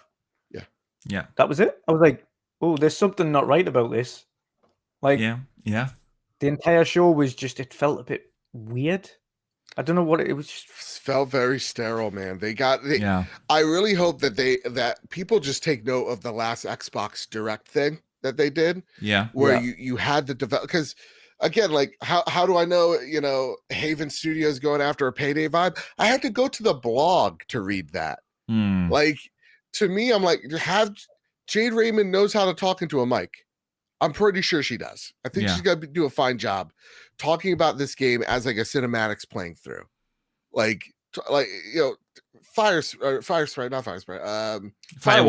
Talk to me about Concord. The vibe. I mean, from that trailer. Speaking of Concord, Joe, from that Concord trailer, would you say that's a first-person shooter? And that's the thing. No, all I saw was a ship, a sniper rifle. And I'm like, maybe this is Mass Effect, and the burger, the burger. And I'm like, okay. Again, I loved what the vibe of it. Like, it's like, what we thought the future would be in the 80s. Like, that's a really cool aesthetic, but nothing else. And that one's a really strange one because Firesprite and Sony have been working together for over like 5 years on this project. I really thought that game was ready. Yeah. And just very surprised that it's not. Very surprised. Firewalk. Right? Firewalk. Sprite. Yeah, what did I say? Sprite. Oh, I said Sprite. I get those mixed up all the time, so. But yeah, I do agree. That's the thing. Again, if you have new studios with no known record, and you have no idea what the game actually is, who is really taking the time going to the blog and read more about it? So either if you introduce those new studios, new IPs, do it like you said with a little bit more explanation. I think that's why Xbox always goes with these like extended showcases, just to have the chance to actually let some developers explain the game and what it is a little bit more in depth. I think Joe made a good point earlier on, actually, when he was talking about what the trailers represent and how they show themselves. And with, at least with Havens, you kind of got an idea as to what the game's about. You understood it. You knew what it is. As you mentioned earlier with the way Xbox did their CGIs. Like, even though they were CGI trailers, you knew from the get-go what Fable was about. Yes. And it was a fantasy game, and look at this fairy, and she gets eaten by a frog, and then there's this whimsical guy speaking over the top. It's like, that's Fable. That is Fable, hands down, it's Fable. Then you saw the Hellblade trailers, and you automatically know that's Hellblade, and you look at how grim it is, and you know what kind of game it is. Then you see the Avowed one, again, you know Obsidian, but at the same time, they showed the magic in the hand and the sword. You knew, okay, that's Skyrim. That's their take on Skyrim, And it's basically, if you are going to do a CGI trailer, at least identify what the game is, so we can kind of have an idea as to what to get excited about. With the first one, with Haven's game, at least you kind of had an idea. But with Concord, could have been anything. No idea. Yeah. And that was it. That's an issue. If you're going to do CGI, it's going to have to be of substance. It's going to have to tell or show what that game is, or what kind of game it is, at least. Again, it doesn't generate hype, which is what Boxy was saying. It doesn't, like, how can you be hyped for something that you don't know what it is? I mean, the biggest problem with the showcase is that, walking into the showcase, the question was, and this is what everybody got excited over, was, okay, what's after Spider-Man? And walking out of that showcase, we're still asking, what's after Spider-Man? And now we're getting these weird questions. And this is how you know the showcase was bad, where you look at like a Kind of Funny, and like their leading headline is like, there has to be another showcase coming, right? Like, this can't be it. Like, when you're seeing outlets put that out, like, real talk, I know for a fact people inside Sony are not happy about today's or yesterday's showcase. They're not. They are as displeased as we are. I think one person thought it was a good idea, and apparently their name's Jim. Even then, Joe. Even then, like, his manner when he was on screen was like, I am so excited for this show. Really excited to show you these games. Yeah, they have to stop putting him on camera. Man, let Herman talk. Let Herman do is it. Yeah, exactly. He is like Xbox does it. You see all these. You see Sarah Bond and you see the Matt Booties and others on stage as well. Yeah, Todd Howard obviously, and it does not have to be always the head of the brand. And I think after doing the reaction with you, Dutch, yesterday, I was like thinking when I went to bed. So why did they do this? Why did they do this? And the only explanation I can come up with, why me, Lord?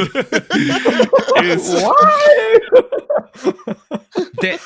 the story has always been that Sony only does one type of game. It's like the third-person action adventure, over-the-shoulder cinematic game.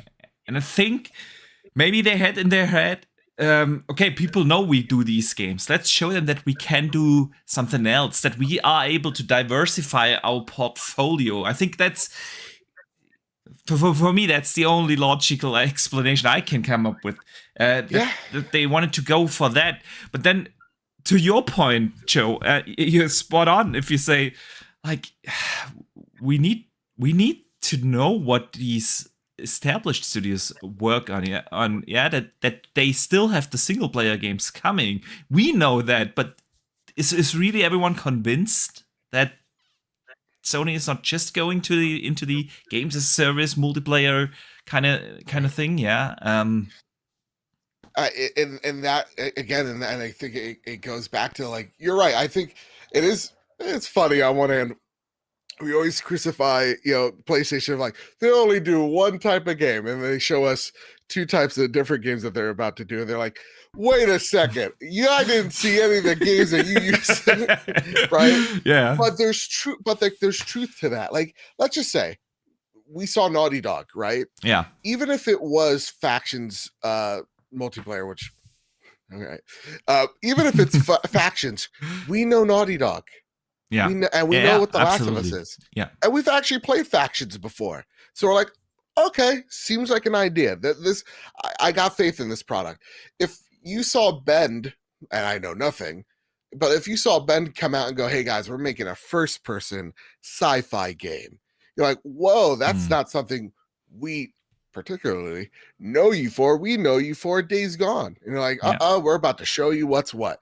If it was just one of their studios, and again, not their studios, like one of the stable studios going out there going, we're doing something different, I feel like more people would be like, okay, listen, I don't know if Ben could do a first-person shooter, but you know what? I really like Days Gone. Sure, let's give him a shot, right? So that was, again, a huge misstep by Jimbo. And I know that there's things in the pipeline. We know that there's things that they're making. We know that these games exist. And that's why it's not doom or gloom. The PlayStation isn't dead by this showcase. It's just a bad showcase. Yeah. We know that these games will eventually trickle out, but for the wait that is 600 plus days, boy. Yeah. My major thing before going into it was, what can I look forward to in 2024 and beyond, knowing that Spider-Man is the only first-party game coming out this year. Yeah. And we had Concord apparently is 24. Sure. I can't, okay. Apparently. I put that in loose terms. When you say just a CGI trailer, that's unlikely at this point. Yeah. But beyond that, what? There's nothing now lined up for next year. Nothing. That is weird. Yeah. After, like you mentioned there, after 600 plus days and not having anything for the forward pipeline in 24. I think it goes to show how bad COVID definitely screwed up PlayStation's pipeline. It screwed up a lot of people's pipeline, but I think the games that were already midway through were able to get churned out. And or close to finish were able to churn out. The ones that weren't are struggling, and we're struggling to how do we work from home, because that's the one thing that I hear a lot from a lot of developers. We get the narrative like work from home's always great, and if there's the option, awesome. But we have a lot of developers that we're talking to going, yeah, it's actually really hard to be in a creative space when we're 100 plus miles apart. Like, not every studio is actually built for that, and we had to adjust and adapt. And so there's a lot of mistakes and a lot of struggles and a lot of miscommunication that happens by just trying to fix pipelines while making a AAA game. So again, I understand why, but still show us something.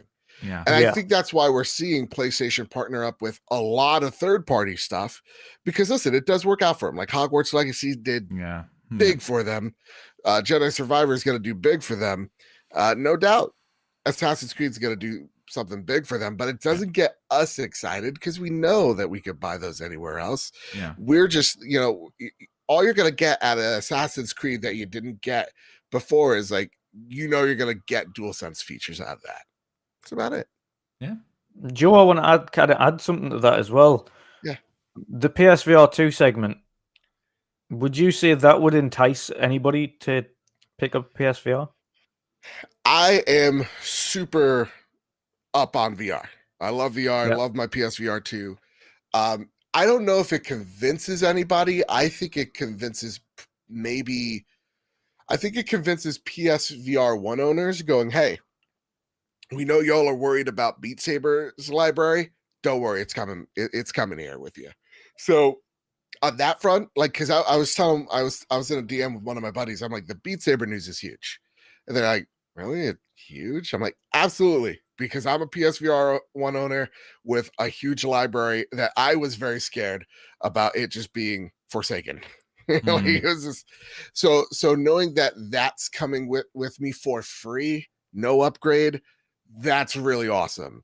I loved what I saw from Arizona Sunshine too, which I've heard nothing but really good things about the first game. So I really got to check that out. And Synapse also looks like it's Inception.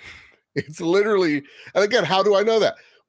Goddamn blog posts. It's just like, it's literally hopping into an insane person's mind and trying to get a piece of information out of them so you can use it. Like, that's really cool. I liked it's so funny because like I know me and 5 other people are really excited about VR, and VR was the highlight for me. But I don't know if it really convinces anyone else outside of the heavy VR community that VR is for them. Yeah. Yeah. So Pyromet sent in a £5 super chat. Thank you, man. He says, breaking. Don Matrick reveals he was Jim Ryan in a prosthetic face mask a la Mission Impossible. All I love that. Good old Don is sneaking in everywhere. It's right, like, that's right. That's why we got the movie midway. That's right. TV. There you go. Good Lord. You couldn't let it die, Don, could you? You just couldn't let it die. He couldn't. He could not. So, yeah. Assassin's Creed, let's talk about that for a second. Joe, you already teased you're excited for it. I'm as well. I love Assassin's Creed. I played them all, and I put, I don't know, 130, 140 hours into Valhalla, which was the last one, including all DLC. But seeing this one going back to the roots, and apparently you need something in between 15 to 20 hours for the regular playthrough. I love to hear that I don't have to book off another 100 hours plus just to play the next Assassin's Creed. And it looks beautiful as expected. Assassin's Creed always looked beautiful, but it takes you back to the first trilogy, and I love everything I've seen from it. Honestly, when people go, oh, this game's 8 hours long or this game's 15 hours long, I'm like, oh, this is great. I could beat this. Yeah. I don't have 40 or 60 hours. I don't have that, guys. Yeah. I remember the Miles Morales was like, it's a 6-hour long game. Perfect. I could beat it. I got a full-time job and student loans I got to take care of. Where are you guys? Are you guys 16-year-old me over there? Jesus Christ. The length doesn't scare me in the slightest. That's what she said. 15 to 20 hours. Awesome. We're returning to form for Assassin's Creed. Assassin's Creed for the longest time was my 360 game. That was a game I'd visit on the 360. But it wasn't until Odyssey I actually came back to it. I loved it. Valhalla was way too much for me. Way too much. I dipped out after hour, I think 20 or 30. I'm like, really? We're just getting all right, guys, I can't. Don't have this much time. Can't blame you. I think a lot of people felt that way with the Assassin's Creed games. They've become bigger and bigger, and we are at this point where they are just overwhelmingly big. Yeah. I'm kind of glad that they're diversifying it into sections now, sort of like Mirage is for those who want that smaller, bite-sized, original flavor of Assassin's Creed. Then we've got the feudal Japan, the Project Red version, which is for those who want that big one. And then you've got this other Hexen one, which is, again, it's kind of a medium-sized Assassin. So they've got something for every kind of gamer. If you want a huge open world, that's Red, Project Red. If you want nice bite-sized, easily to handle 15, 20 hours, there's your Mirage. And if you want something different, that's Hexen. So I'm glad they're kind of diversifying that. As much as they're relying on it a bit too much now. It did look good.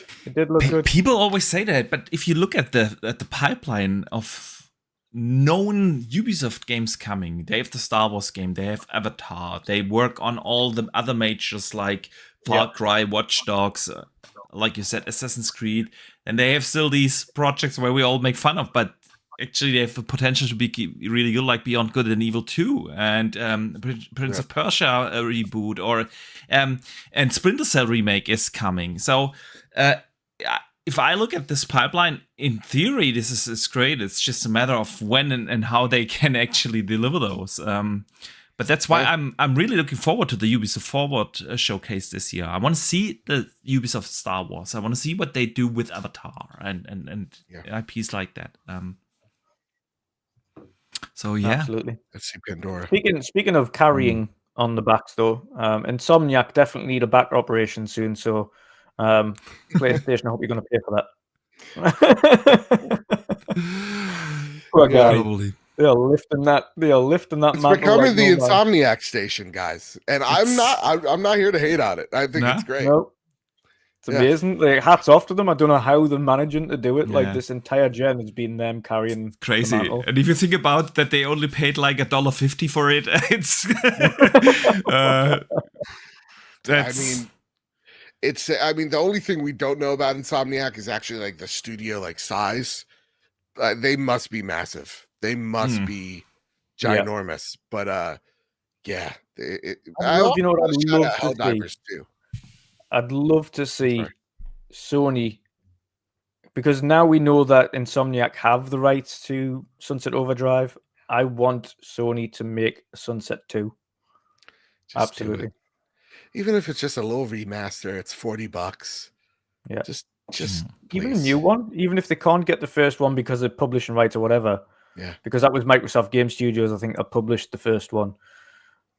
Do the second, like just do the second. It doesn't have to be a follow-on story, just even if you reboot it.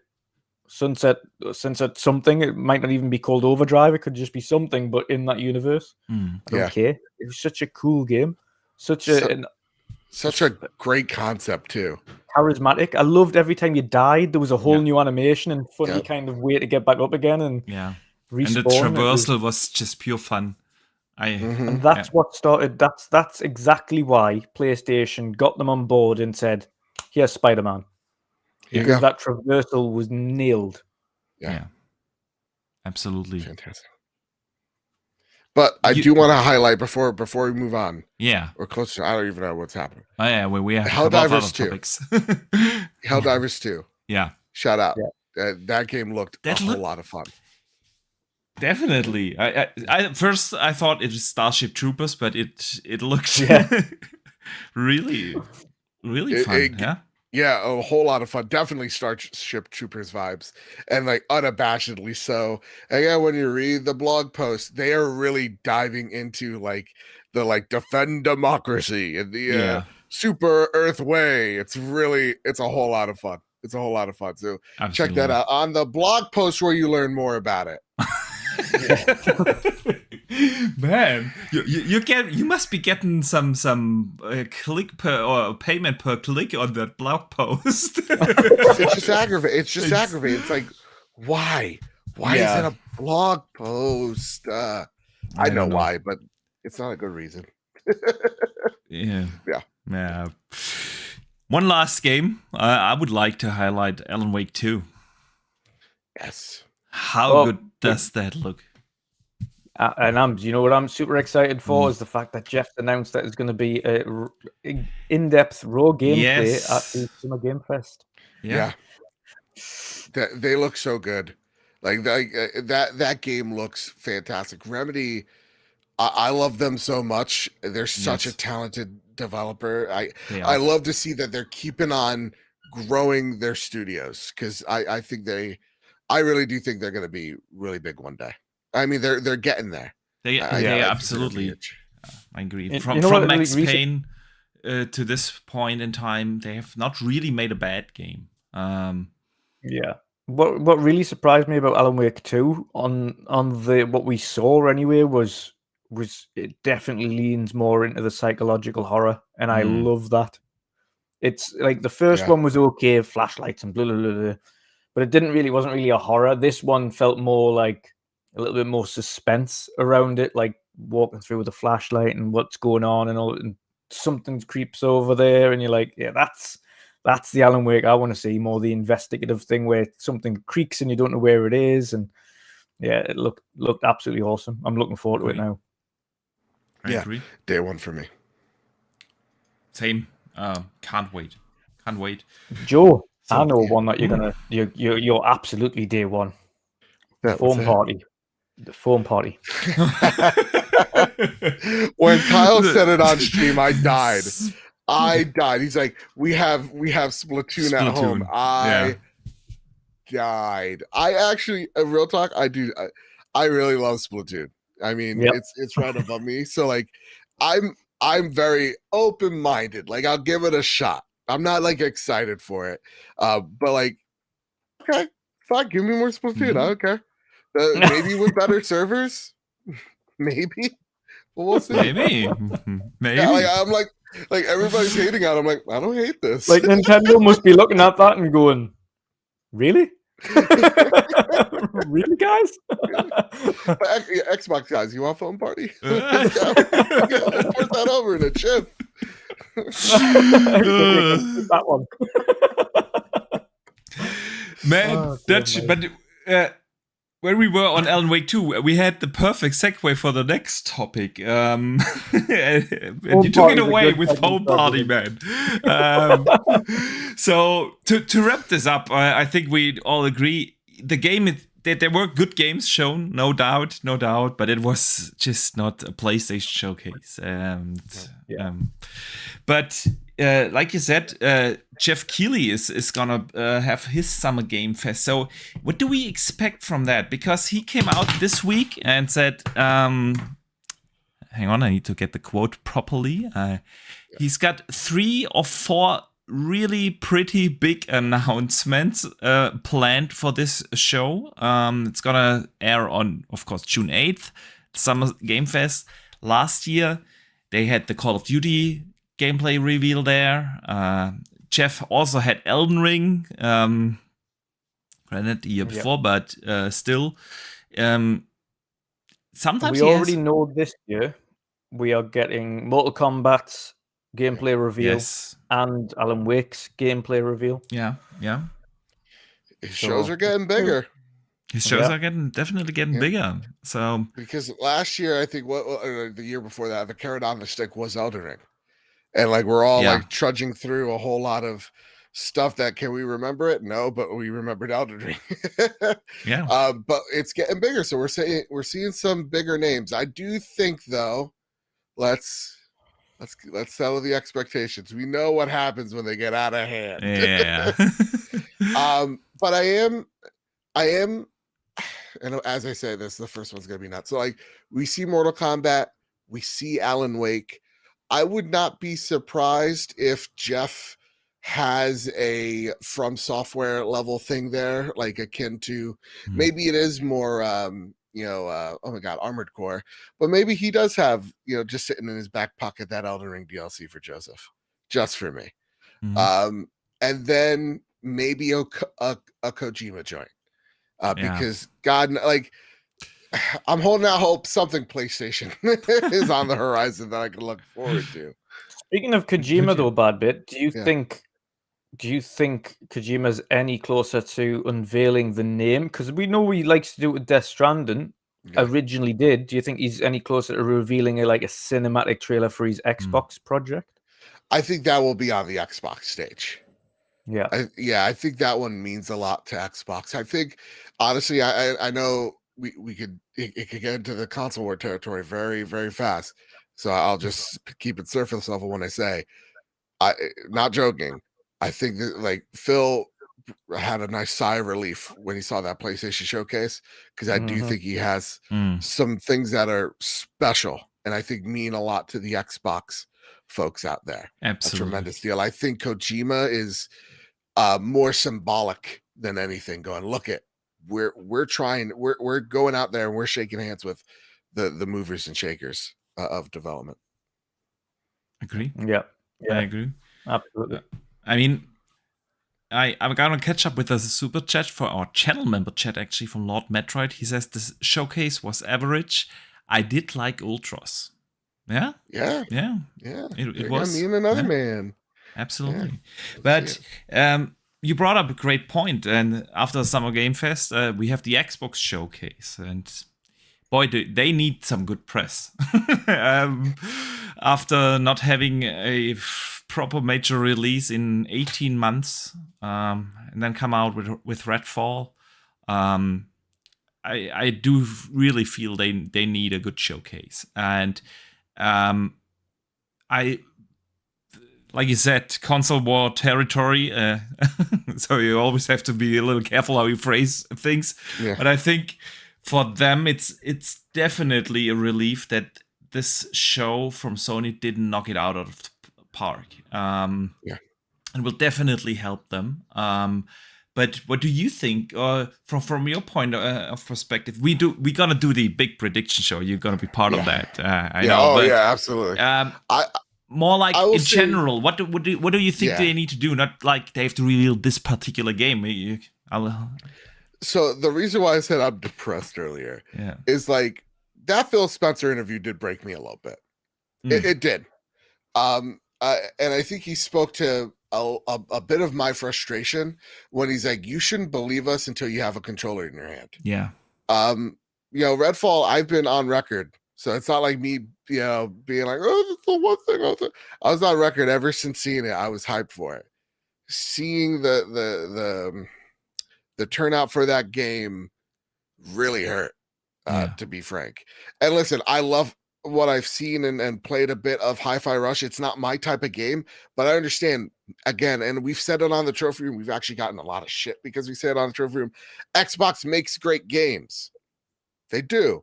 Their problem is sometimes it's a consistency.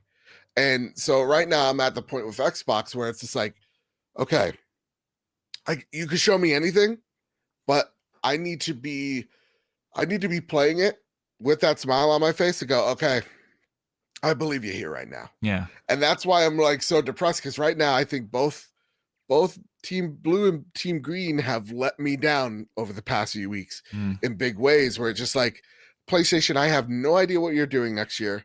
Xbox, I'm not excited about Starfield. I'm not there. So, like, they gotta pull out all the stops. And what I think is the case is just that. I think they're gonna pull out all the stops.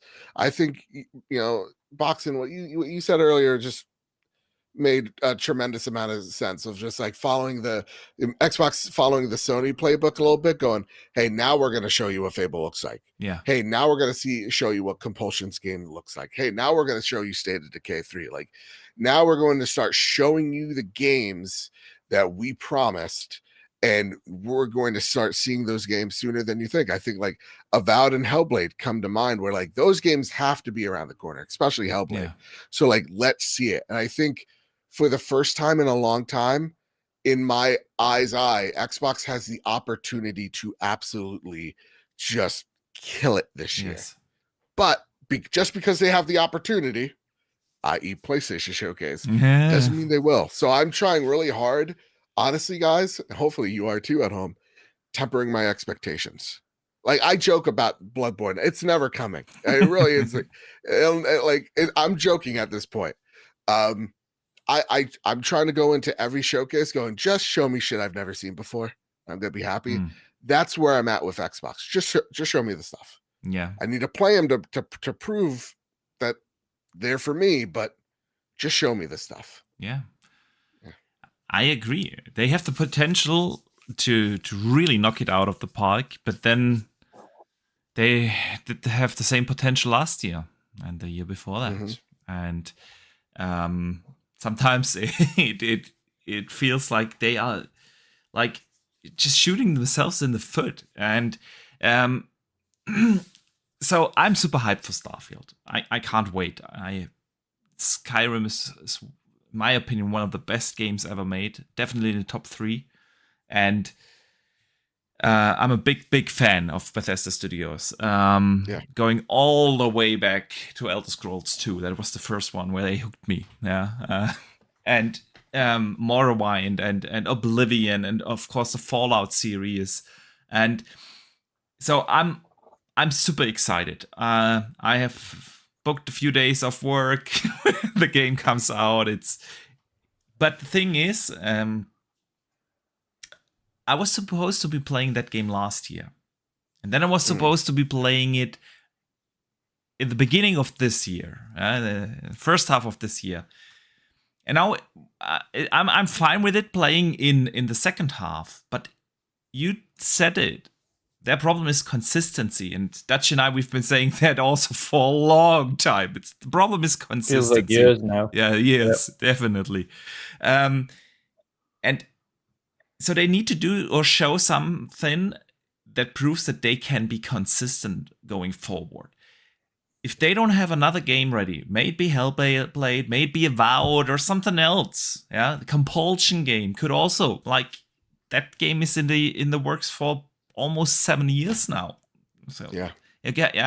What is Machine Games working on? They have been working on their game, whatever it is, whether it's Indie or Wolfenstein 3, for 6+ years. Fable, 6+ years in development.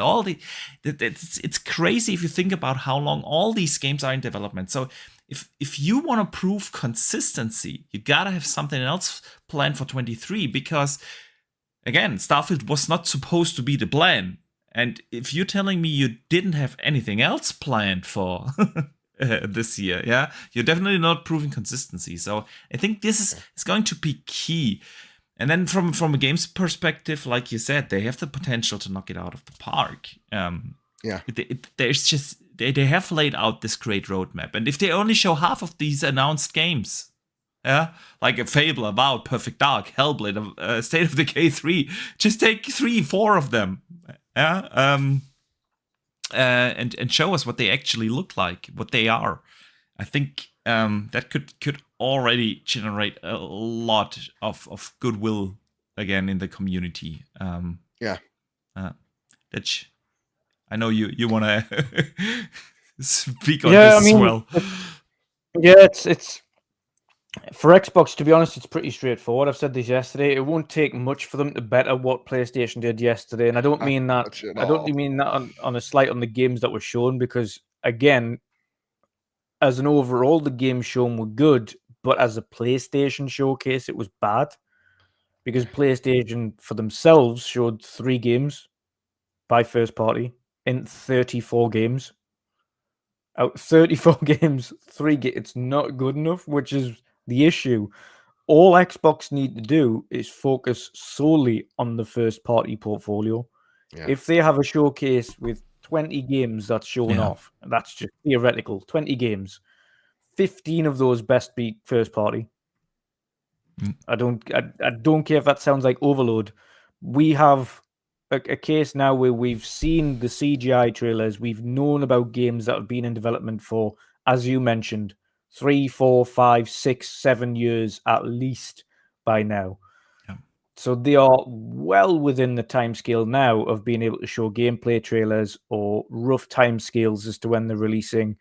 Hellblade specifically, like that one's been, we've seen trailers of that 3 or 4 times now.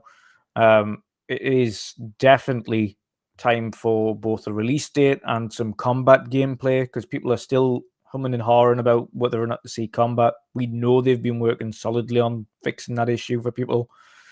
So show the combat gameplay, show a little bit more what it's about this time round, and give that release date. That would be a key one just for me anyway. Outside of that, as you mentioned, Boxy, they need to just focus solely on the first parties, but they have that in abundance. That's all they need to do. They've got the State of Decays, they've got the Avoweds, the Fables, the Everwilds, the Perfect Darks, they've got the Forza, they've got, again, you see the Starfield after that. Like, it's just ram-packed of projects that have been in the works. Plus all the things we don't know yet, In Exile, What is it working Compulsion, on? Exile, ZeniMax Online, and so on. Yeah. So there's a whole bunch, and we've been hearing for a while that Avoweds had, like, people have seen gameplay for that a while back, and it looks absolutely awesome, even when it was originally shown off. And Obsidian don't fumble. Like, Obsidian have never, any games that have come out with Obsidian have always been good, and people doubted Grounded, but look how good that is. There's 15 million players for a game made by 12 people. Like, that's absolutely bonkers. But they didn't miss. So we have those studios within Xbox portfolios, like your Insomniacs and your Santa Monica's and your Naughty Dogs for PlayStation. We have those that can just knock it out the park when they show a game off. They won't miss. Obsidian's one of those. I would put as newbies as Ninja Theory are in the grand scheme of things. Yes, they've worked on Devil May Cry and Odyssey to the West and things like that in the past, and they've been okay. But Hellblade was a real showcase of what they wanted to do, and I've got full confidence in their technical ability going forwards that they're definitely going to knock it out of the park on that front. But for Xbox, as long as you focus on first party, you give a couple of release dates for some games that we're unaware of getting release dates, like your Hellblades, etc., and then sprinkle in some more magic and maybe some gameplay that's a bit further out. Here's a little bit more Fable that's coming next year. Here's a bit of this that's coming this next year. Here's a little bit of this that's coming the year after, and then a surprise here and there. Boom. Done. Man, now we're all getting hyped and Bad Bit said. But I mean, it's like, we all agree it's Xbox have got the portfolio. The problem with PlayStation is that outside of Spidey and Wolf, we knew nothing and still know nothing.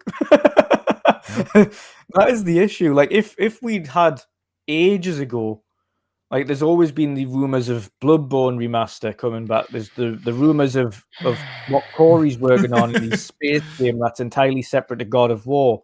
And then there's the rumors of what Sony Bender working on, and the rumors of, okay, when are we eventually seeing factions? And there's so many things that we don't know of with PlayStation that still haven't been addressed. Whereas Xbox have a different stand at this point, where we've seen these games years ago. We've seen their unveilings years ago. And by that point, they'd already been in development for years prior, because they'd got to the point where they were ready to show off a gameplay trailer. Outside of Outer Worlds 2, which was a comedy trailer, essentially just mocking people announcing things too early. But even then, I loved it, and I was just like, yeah, that's Outer Worlds 2. I'm sold. Yeah. But outside of that, Xbox are in a different kind of time scale on things than PlayStation. Now, PlayStation had a different issue. They went into their showcase not knowing, we didn't know anything about what they had, and the only thing they had to do was give us a glimpse at what was happening going forward. Xbox come into this showcase, we know what is happening going forward, so now show us what that is. Yeah. It's a different footprint, and but they both had to hit it. Sony, unfortunately, did not hit that mark on this showcase. Xbox absolutely have to hit it on this showcase with that. So that is what they need to do, and they cannot. And again, we've stipulated this before. They absolutely cannot afford to fumble. They cannot. They've had the layup once before, and they've fumbled it. And again, last year, it was an absolutely dead year, and the showcase that they had last year was an opportunity for them to scrape something out of last year and pick it up where they fumbled and they missed. And it traveled into this year and it continued to miss. And they can't afford to do that. PlayStation have the luxury not only of being the market leaders, but they've got the luxury of having released major games that have released to critical acclaim consistently for years beforehand. So they have a little bit of time in the bank. Xbox do not have time in the bank. Yeah. They have to hit it. It's just the situation that they're in. They have to hit it out the park. That's true. 100%. I can't add anything to that. So perfectly said. we might just use that to segue into the next topic. Joe, do you have a few more minutes, or? I got a good 10. I got a good 10 minutes. Okay. Then I would like to skip to the community questions now, and we're gonna talk about something else a little later, because usually at the end of the show, Joe, we do the community questions where people can write in on Twitter or on YouTube, of course, or on Discord or wherever. And ask some questions or propose some topics so they can be part of the show, even if they're not live in the chat. And there are a few good ones this week. The first one is coming from Robin THDES. He says, do we need a Turok reboot? Yes, that would be cool. Absolutely. Absolutely, yes. Yeah. And a Dino Crisis one for all those Capcom fans out there. It's about time. There's a couple, and for those who want Dino games that look kind of like Turok, there's a couple of absolutely amazing indies that are coming out. The Lost Wilds by Annapurna, which is absolutely beautiful, by the way. If you have a look at that, that is stunning. That's Unreal Engine 5. Looks absolutely insane. It was on the indie showcase. I remember that. Instinction, which is another one. That is Unreal Engine 5, and that looks phenomenal as well. So if you're wanting a Turok in the middle, and whilst waiting for a Turok, guys, look them up. You'll definitely be impressed. Absolutely. Nice. And if you're waiting for dinosaur games, Arc 2 with Vin Diesel riding a T-Rex, it's coming, guys. It's coming. Yeah, we don't know when. It's all about family. Remember, it's all about the family. It's all about the family. It's all about the family. That's why I had God to bless. mention. I had that memory surgically removed, and you brought it back. I'm so sorry. Isn't it funny though that the Arc 2 trailer was literally family? Seriously, this is a man loves his family. Yeah, man loves his family. He does, absolutely. You writes in and asks, what do you think is the $2 billion deal that Embracer has reportedly lost? He thinks it's Amazon and Tomb Raider. So hopefully this opens up another opportunity for Xbox to acquire CD and Eidos after IABK. So I don't know if you guys seen this. I have, yeah. Yeah, Embracer announced that they have been working on a $2 billion deal, and it didn't come to fruition, so their stocks dropped, and they dropped big time, like 70% over the last 3 days. 70, Jesus wept. It's like, literally, you kind of, I was thinking like, dude, actually you should invest in them, because I'm looking at this right now. Yeah, it can only go up from here. It's like, they are sitting. I feel sorry for him as well. Apparently, on the investor call, Lars looked absolutely demoralized. Yeah, he's like, well, it was so essentially it was an investment for the group. He's working on a $2 billion investment in Embracer Group, and fell through. Yeah. That is a big blow for them.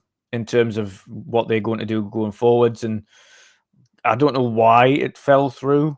I don't know whether or not you give the details on it, but that's a major blow for them, and It is a major blow for the continued development of their games pipeline. Yeah. It's not a great look over there. It's Making weird. games is hard. Managing studios is hard. And when you have like 130 plus studios, and people are like, "How are you buying this many?" And like, How you managing there's a them? lot in here. Mm. How are you going to manage all this? And we're seeing that it's hard. You just don't. It you know, is. So The difference between Embracer and Tencent is that Tencent have investor backing from public investment fund Saudi Arabia. Yeah. So it's an entirely different ball game. Like Saudi Arabia will just plow money into that on a return. Embracer don't have PIF as a back end. They don't have Saudi Arabian funds in the background. So they're trying to get private investors on board, and that's just not come to fruition. Yeah, but I definitely think it was probably Amazon. Yeah. Mm-hmm. I mean, I definitely think it was probably. I think it's Amazon. Yeah. Yeah, me too. I mean, Amazon wants to get a better foothold in the entire gaming market. That's no secret. They have the Lord of the Rings thing already going with them. Embracer owns Lord of the Rings now, right? Yeah, That's crazy. They own, of course, Deus Ex and Tomb Raider and all those IPs. So they made some headlines over the last years, with all their acquisitions, especially the bigger ones. So I do agree. I think it was Tomb Raider, something Tomb Raider related. So yeah. Rip. Indeed. Yeah, by the way, I still feel like we are going to see the next Tomb Raider this year, either on the Keighley or maybe even on Xbox stage, because we know they are close with them now. It could be. And rumors have it that Tomb Raider comes along better than Perfect Dark, and it might release before that. So who knows? Who knows? Yeah. So H.J. Guftard. Actually, I have to translate it because he wrote it in German. So, okay. Let's see this. What do you all think? How 2024 is gonna look like? Will Xbox or PlayStation have enough games for that year, or will it be carried by third party? Empty, void of space. We'll have to wait and see. I know Xbox will definitely have stuff. Yeah. Definitely. PlayStation's the one I got nothing. Yeah. Yeah. Yeah. I think also third parties will be big next year. I expect Dragon Age to be there. This year, third parties are absolutely insane. Like, it is wall to wall third parties continuously. We've got Diablo and Street Fighter back to back in the space of 4 days. Nothing but great things. Yeah. Like, oh my god, where am I going to get the time? I've got them both pre-ordered. I don't know how. How? Yeah. I decided to hold off on Final Fantasy 16 pre-order because of Diablo. I just can't do that. I can't blame you. I can't blame you. But I think next year you're going to see a whole lot of Nintendo. I think they got probably their Switch 2 in there. So we'll be busy on the go. Absolutely. Maybe I have the Rock Ally by then. Ooh, still a little tempted there since you've mentioned playing on the go. It's like the device does everything I want. I'm really except the battery life, and that's and it's 800 euros and I always have to carry like my power bank with me. I don't know. I'm tell your bank account to screw it. Just do it. I know. I've been said that's how I convinced myself in the beginning. Like I turned 40 in July, so I was thinking, okay, I'm gifting it to myself. This is my midlife crisis. Exactly, my midlife crisis. So Number 4. honestly, it would be awesome to simply play natively my entire Steam library. I have a handful of Epic games, of course, and then the entire PC Game Pass library on a handheld. And reviews are good. The reviews are good. Yeah. I mean, the main criticism is the battery life. So, I'm thinking about this. Okay, last question, then I'll let you go. Okay. From Phantosir, he writes in and says, after the Warhammer Skulls video game showcase, which was meh, do you think that Space Marine 2 will actually release this year, seeing as we had no release date and the trailer said pre-order now rather than coming 23?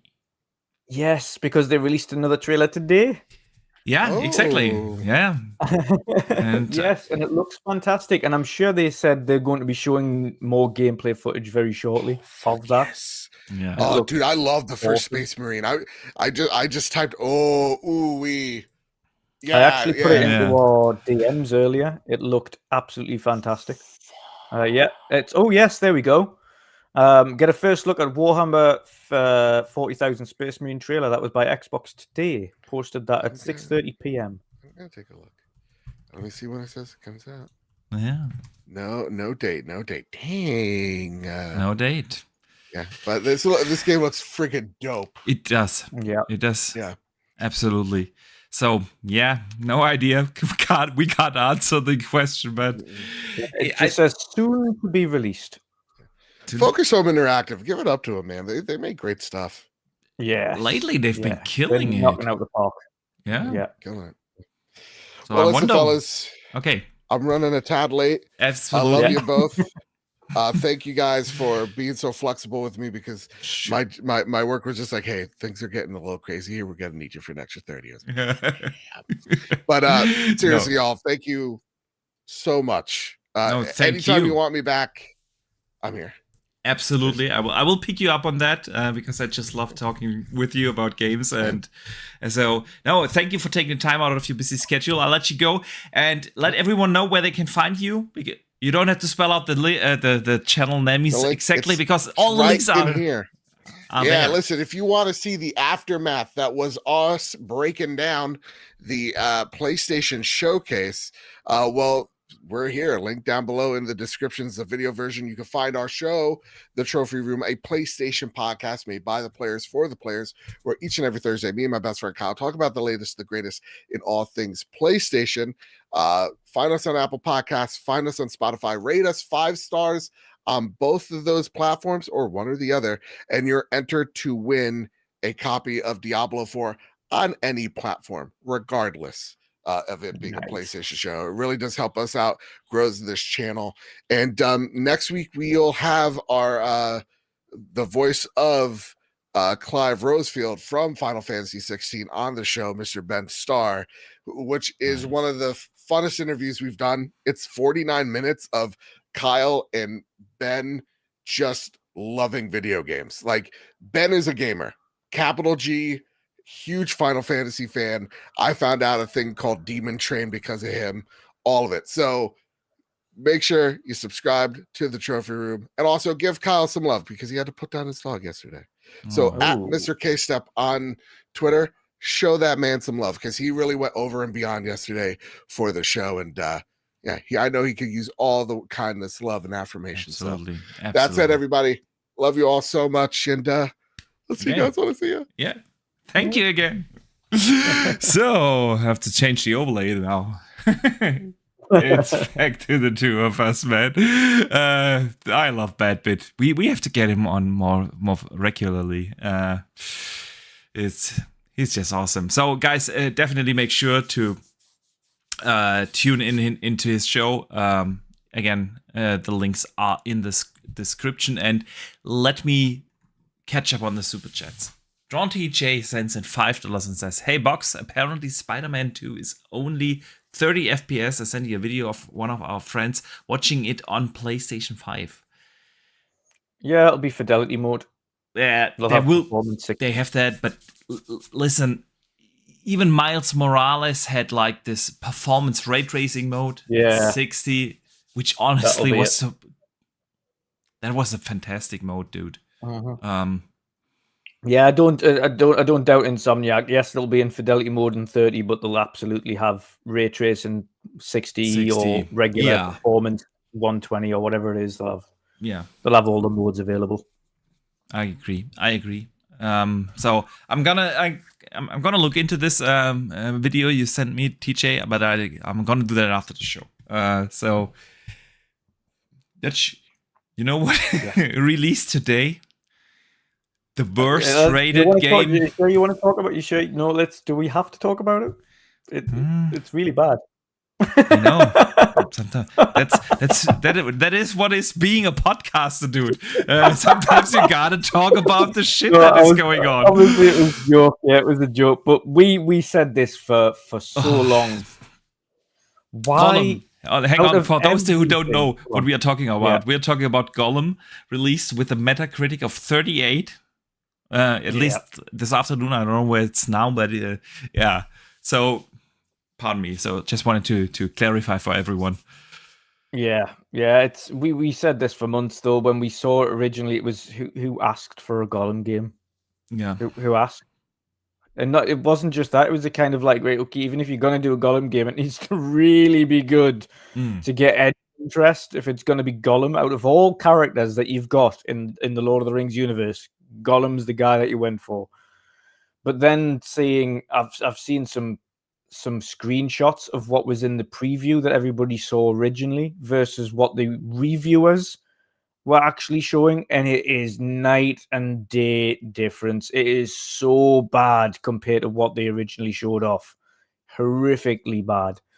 Not only that, but they're saying it is broken, it is full of bugs, it is messy, it is outdated in both the visuals and the gameplay. It is clunky. The level design is terrible.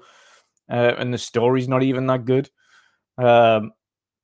It's just kind of feels like it's just sent out to die. And you would say I feel sorry for the devs, but sometimes you just think, why did you opt to do a Gollum game? Muted. Yeah, I don't know. Even if you want to do Gollum, like, you should have seen this coming. I mean, that's the point where you kind of have to pull the plug eventually. And just move on. TJ sends in a $2 super chat. Redfall ain't looking too bad in comparison. Yeah. Who would have thought? Arcane was looking at that and they were just going,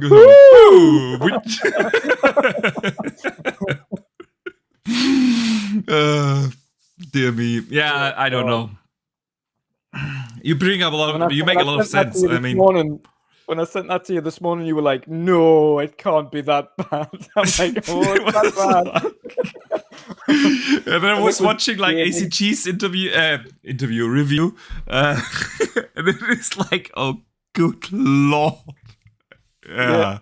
And it was every review though. Every review said exactly the same thing. It was like, "This is an absolute dumpster fire. Like, what is this game, and why?" And like, even I saw another one saying that like it is not only one of the worst games he's played this year, but one of the worst games he's played for a very long time. Oh, dear me. Yeah. Dear me. So, definitely not waiting for a sale there. No. That's going to be never getting played. Absolutely. You know what else? Let's bring this around. Yeah. Enough of the worst game of the year. Alan Wake 2. We talked about it. We're excited. Everything cool. Something interesting happened. I wanted to discuss this with you. They came out today and said it's going to be digital only. And the reason is very interesting. they said that the lack of a disc version helps them to keep the price of the game low, and they're gonna stick with the 60 price point for that reason. So, yep. What have we been saying for a very long time with regards to digital versus physical distribution? yeah, exactly. It There is should be no cheaper. reason. Yep, there is absolutely no reason why digital should be priced at the same Exactly. cost as physical. Zero Margins are reason. If you're higher. buying a game Yeah. digitally, it should be cheaper. Yeah. Without doubt. Which is why all PC games, since they pretty much did away with physical PC games now, it's physically impossible to buy a brand new physical PC game. Agree. And no one who has a disc drive on their brand new nobody. Dude, like seriously, my father recently gave me like a CD and said, I found some old pictures from your, what is the equivalent to high school here in Germany, time. Yeah. I put it on this CD, and it was like, how can I read this? In my entire household, I don't have a CD drive anymore. You know? Yeah, I'm lucky like that. I've similar thing happened to me a couple of years back, and it was loads of photos from like way back when I lived in Holland and everything like growing up. But thankfully, my uncle put them all on from a CD for us onto a memory card, and he was like, "There you go. There's all the photos." That's what I did. I gave him back the CD and a USB stick, and I said, "Put it on this one." yeah. It's like, but yeah. Back to it. But PCs have been that way for a long time, which is why PC games are still 50, not 60, 50 or less at launch. And there's only a few, like Sony's games, where they've still been trying to release their games at full price on PC, and it doesn't wash. And it automatically, within a couple of days, if not a week, it's down and reduced. That's it's in the Steam sale. That's why a lot of people always say, like PC gaming is so expensive. It really depends on how many games you play. Yes, building a proper PC, even now, building a PC with the same or similar specs like a PlayStation 5 or an Xbox Series X, you will be paying more than 500 if you want to have a Series X as a PC. But then, again, games are cheaper. The sales are ridiculous. If you look at some of the Steam sales that are going on, dude, it's like crazy cheap how what you gotta pay for some of those games. So, On that front, I applaud Remedy for knowing that it's actually going to cost the consumer less to buy digital, although people are just going to go, blah, blah, blah. But then they also added something to it and said, not only that, but if we released physical, you would still have to download the file anyway. Because it's too big to go on a disc. And the day one patch and everything. And so yeah. I'm good with going all digital. I went all digital during the 360 days. My first digital was Far Cry 3 on the 360, and ever since I'm completely digital. I haven't bought a disc ever since that on PlayStation or Xbox. The only way where I buy physical is with Nintendo, and that's only one reason and one reason alone, because Nintendo has this awful digital policy here in Germany. So when you buy your game in the eShop of Nintendo, the game doesn't get attached to your account, but to your device. So I can download it on this particular Switch that I bought it on as many times as I want. But if I log in on a different Switch with my account, I can't download that game anymore. And I'm not supporting that. This is like, they don't have that policy in the US. I don't know about the UK. I know that they don't have that in Spain and France for a fact, but they do have it here in Germany, and it sucks. And so that's why I'm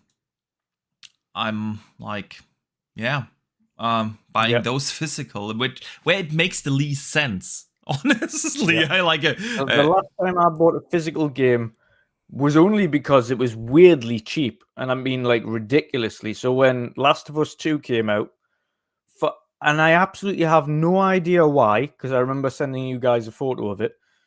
It was still full price literally everywhere else.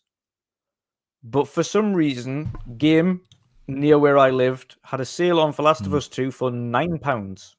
You can't make. And this was like wrong. a month after release. Yeah. I was like, why? So I ordered it, got it. Yeah. £9 physical. I was like, yep.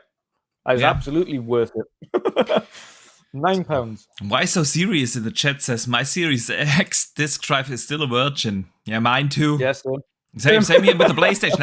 I wanted to get the PS5 without the disc drive, but it was impossible to get, so I had to either wait for however long or just buy the one with the disc. But yeah.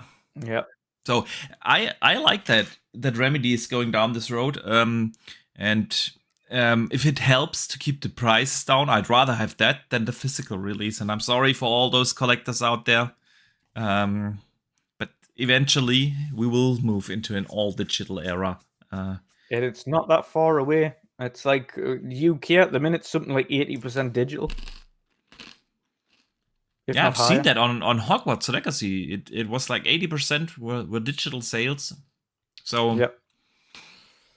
I do agree. And like you said, when you buy the disc, all you get is the license anyway. The rest you have. That's all it is. And then and the added hassle of having to take the disc out and put it back in, it out and put it back in. Exactly. So, moving on. We had we talked about Embracer already, but Ubisoft was vocal this week. And they talked about Prince of Persia. You remember that awful remake, the awful looking remake. I mean, the game itself, Sands of Time, was amazing. It was a great game. I loved it. The remake was terrible. The remake looked terrible. And they went back to the drawing board and they announced in an interview this week that players shouldn't expect to hear more about the game this year. So actually, they put a tweet out as well, by the way. They did? Yep, I'll bring it up for you. 2 moments. There it is. Right, 2 seconds. Yeah, no problem. So yes, so Prince of Persia: Sands of Time remake won't be at the upcoming Ubisoft Forward, but fear not, it is very much alive. Get an update on the remake through this Q&A with our producer and game director from Ubisoft Montreal. There you go. So I was thinking, okay, probably at the showcase this year, because man, how long can you take for a remake? Yeah, that was more or less finished. And even if you want to change a couple of things, but it sounds to me like they have really taken the feedback serious, went back to the drawing board, and they've not canceled it. That's the thing. I was always like, okay, this is never gonna come out, but apparently it's not gonna come out. So. And the chat is making fun of me for clicking my pen here. Yeah, guys, you are the ones who want the timestamps. It would be much easier for me to simply not take all these notes with the timestamps. But yeah, that's why I clicked the pen. I'm gonna mute myself, okay, just for you guys. I'll try to mute myself. Yeah, but then we don't hear the. See, that's the thing. I always forget to unmute myself, and then El Greco 17 sends in 20. Okay, Dutch. Do you know what that currency is? NOK. I do not. No, I can Google it very quickly. Okay, you Google it. Well, I'll read the super chat. And he says, "Why does Alan Wake 2 cost more on console at all?" It's a fantastic Norwegian point. Norwegian krona. Norwegian. Thank you so much for the 20 Norwegian krona. it's not just Alan Wake, dude. It's everything. It's everything. I mean, we kind of know the answer because, like, the platform holders take the share. Yeah, it depends on your game. Like, if the platform costs on Steam and on PC are far less to distribute there than they are on console. I think it's a 30% split on console for depends. Some games have. I have heard something in between 20 and 30. It is really not like a fixed rate. It depends. Something like 12 or something like that. It's much lower. Yes, exactly. That was the reason why for a long time indies did not exist on consoles. And this is the thing, though, and I think we've forgotten it, and but I'm pretty sure Phil Spencer mentioned that he wants to have lower costs for people to put games onto the platform. Mm-hmm. I'm pretty sure he mentioned that. He did mention that, but I can't recall whether that was in the context of indies. I think it was like game distribution. I'm sure he mentioned something along those lines. Yeah. It would make sense. Honestly, I wonder why this isn't a thing for those platform holders. Maybe it is and we just don't know about it, but if I would be a platform holder, I would try to leverage, go out and Call of Duty. Yeah, if you can't buy them, make something special. Like, okay, you only have to give us a 10% rate, as to the 30% on PlayStation. This fight for cheaper platform offers also. But yeah, that's why console games are generally more expensive than games on PC. And Epic actually does that. That was their big push with the Epic Game Store. They said our cut is significantly smaller than the Steam cut. Christopher said that as well on the Microsoft Store on PC. It's also 12%. See, yeah. Sorry, I was looking at not in the chat window at this moment. That's all right. But So that's Epic and Microsoft. So that's I'm sure Microsoft wanted to do that not just on PC but on console as well at some point. But what I will say about console, and we've seen this from PlayStation as well, is PlayStation heavily relies on the revenues from third party to get by. I don't think, and this is where Xbox have a slight advantage on that front, because I think the more that they get revenue in from the likes of Game Pass and recurring things like microtransactions, such as game like season passes and cosmetics and things like that, which is what most of their games have now, add-ons and things like that are that aren't required but are optional, which means obviously not loot box stuff. The more that they get additional revenue streams from that, is the higher the likelihood is that they'll be less reliant on the added percentage uptake for third-party revenue streams.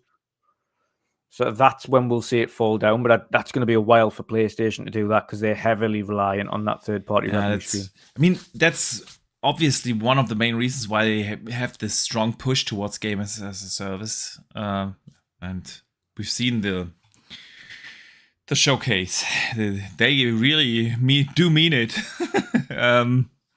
It generates you recurring revenue, and then Game Pass. I still think that Microsoft's plan is to not rely on game sales anymore. And if you do not rely or build your main income in your business around the game sales, you can reduce the cost per the cut the platform holder gets. What I will say different on PC as well is PC is a singular ecosystem. And the only thing that differentiates is the marketplace. So the only way to get ahead of other marketplaces is by offering lower cuts to developers to put games onto your marketplace so that you get a cut in the first place. So there's more the competition there on saying, okay, come to us, we'll only charge 10%. Okay, come to us, we'll charge 12, but we'll guarantee you being right up at the front, or come to us, X, Y, and Z. Whereas the console market is entirely different on that front. It's separate ecosystems entirely. So it's like, okay, so how many users has this system got, and how many users has this system got? That's the thing, Look at how many eyes that can get you. So that's why we charge this much. Yeah. And that's kind of the reason that they go through that. Absolutely. Yeah, that's a fantastic point. Like, of course, PlayStation having the significantly higher install base on a global scale, you can leverage that. Yeah. And it's exactly the same reason why Nintendo can continue to charge full price for their games forever, because you can't get that anywhere else anyway. No matter what you do, it'll never go on sale ever. And I have to apologize to L. Okay, I'm going to pronounce it in a second. Our gentleman that just sent in the super chat. He says, "Sorry to nitpick, but my user is pronounced Greco, not Greco." Okay, I'm sorry. Apologies. I bet I butcher a lot of names that I read out, and I'm sorry. This is the thing, though. This is the thing, Boxy. Having foreign names like we do, I've got a foreign last name. You've got a foreign last name. Living in the UK, my name has been butchered beyond belief. Yes, indeed. Indeed. You know my last name, so and you can imagine whenever we get like pizza deliveries or something, they make the craziest thing out of this.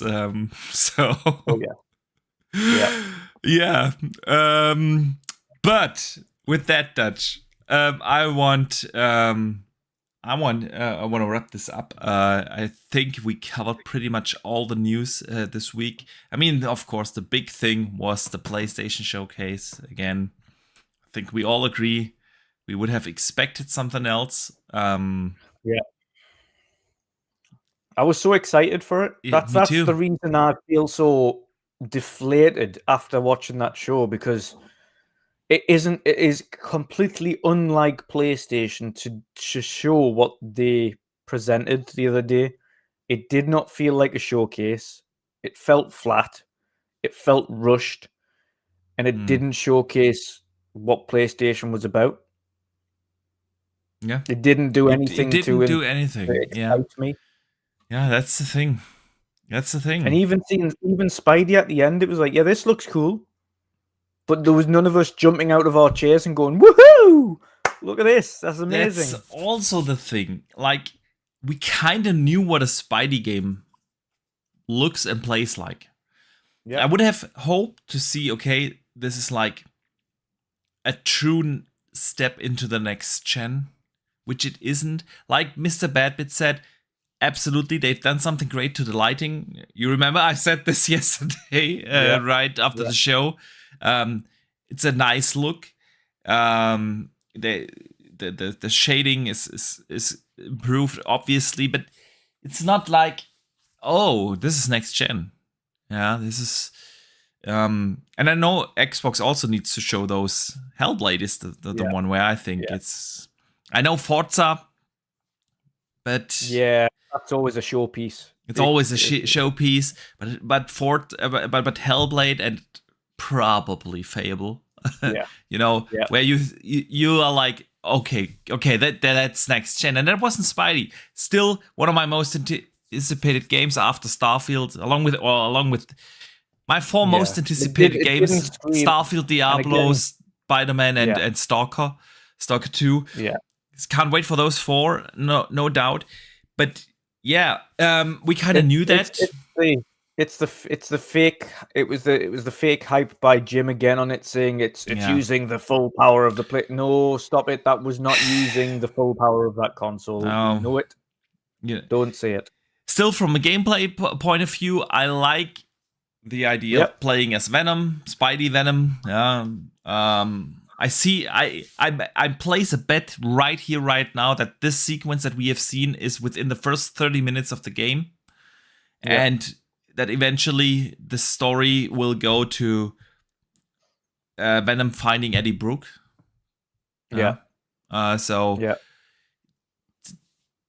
But I like it. I like being able to switch between the different characters back and forth.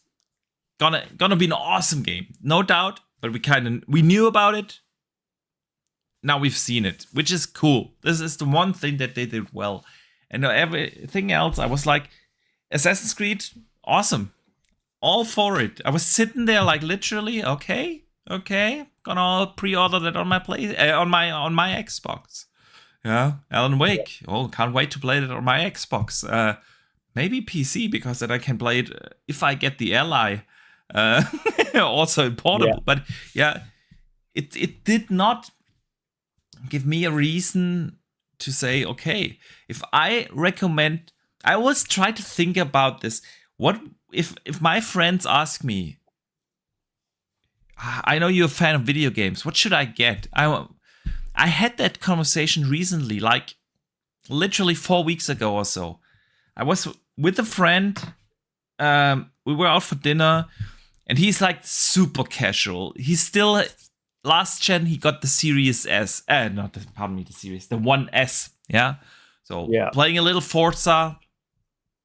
Every other year he buys a new FIFA. That's him. And he was like, dude, I've heard there's a new Diablo coming. Is there something to it? I was like, yeah. Diablo 4, played it. Awesome. Can't wait. Blah, blah, blah. But I need to buy a new console. So which should I get? Series X or PS5? And I always try to think, okay, what would you recommend? Yeah. I always say, hey, come on, for you, obviously Series S is the way to go. Yeah. You play like 2 games a year. Series S is the way to go. But at that point, 4 weeks ago, I was like, dude, Xbox, what's happening here? Yeah, can you really recommend that? For a casual, I do still, and there's only one reason for a casual, and that's money saving. Money saving. That was my argument as well. Money saving. Yeah, you can maybe. If you want to play a racing game, just get a month of Game Pass and you can play a Forza and stuff like that. Or a Halo or a absolutely, Gears. Yeah. Gears is not for him. Like, it's already too hardcore. Yeah, you know. So it's like really he's a casual. But then he brought up the argument. Yeah, but you know, at work, everyone has a PlayStation, so if I want to team up with them, maybe I just get a PlayStation. And that's the thing, usually, in a console generation, I always say, like, the first 2 years are so crucial for that, because that gets this snowball rolling, Now, people have the PlayStation 5, and there are people that will get a second console, but that are not many. And after the first 2 years, that usually in a console generation, after the first 2 years, the hardcore gaming market is saturated. We have gotten our consoles day one or within the first year or so, and then the hardcores have their consoles. So after 2 years, you start to reach out into the casual market, and the casual market is looking at, what do my friends have? This is just a super important selling point for a console. Always has been, and probably always will be. So because of that, of course, Xbox is gonna have a really, really hard time to turn this generation around. Yeah, it's just a matter of the fact they have been out. They've been given a bit of a lifeline this week. Yeah, I tell you, they have. That's a big lifeline as well, because as it stands right now, there's nothing for PlayStation next year. That's the thing. That's why they have to capitalize. Have to. Exactly. If they can hit it out of the park this year, like really have an Avowed or a Hellblade ready for this season and show us a couple of games like Fable coming 24, like Avowed. about coming 24, and in addition to that, I don't know, let's say State of Decay 3 coming 24. And I know people make it like, dude, unrealistic. Yeah, but that's kind of what they promised. Yeah, that's what they want, like every quarter. Yep. So 4 major games. So if you can show those games in a good light, and I don't think it's too unrealistic that you can. Yeah. Because, like, again, all those games are 6+ years in development, so at least show them. You will be able. It will still take time till this triples down into the casual market, but they have the potential. They lost the first 2 years of this gen. They lost that. Yeah. Yeah. But now it looks like Sony is getting this dry streak. Maybe we're wrong, and Sony has a lot of good stuff ready for 24, and they've just decided to not show it for some reason. But it kind of looks like they are running in a dry streak.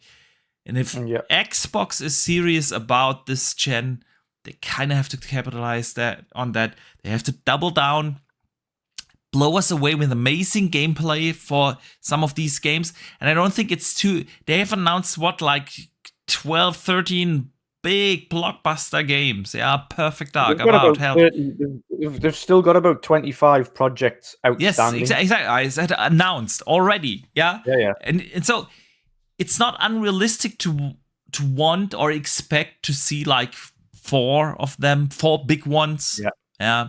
I think Hellblade, Fable is not unrealistic. Yeah. And having at least, let's say, 3 of those ready for next year. Also not unrealistic. Plus all the things we don't know about, like the compulsion in Exile, Wolfenstein, Quake, whatever it is working, ZeniMax Online, all those games. Yeah, it's not unrealistic to expect 3 major games next year. And if they can deliver an About and a Fable and I don't know, I think Hellblade is this year, yeah. And next year an Indie Jones or whatever, yeah. Whilst Sony not having that's the thing. Whilst Sony not having that's the way how they can turn this generation around. And I want them to turn this generation around because it's not me being the fanboy. Maybe it is. I don't know. I tell myself it's not. It's because I want better competition for Sony. Sony have been going rampant. Yeah, that's what we need. We need both of them. This is why it was disappointing yesterday as well. It was, you want Sony to produce to kick Xbox up the arse to get them to react. Yeah, we're in the position where we need Xbox to absolutely react in 2 weeks' time to kick Sony up the arse and go, you need to sort this out because you've been quiet for 2 years, and then the showcase that you produce after 2 years fell flat. It fell completely. Exactly, it fell completely flat. And you said something to me in the green room. If you were a PlayStation only owner, we are lucky. We are super lucky to be able to afford all the consoles. We have the Switch, we have the PlayStation, we have Xbox. Not everyone is as lucky as that. And others simply do not invest that much into gaming as we do. We are hardcore fans. Yeah, I always say when I say I'm the video game enthusiast from Germany, I do mean it. It's my hobby. That's.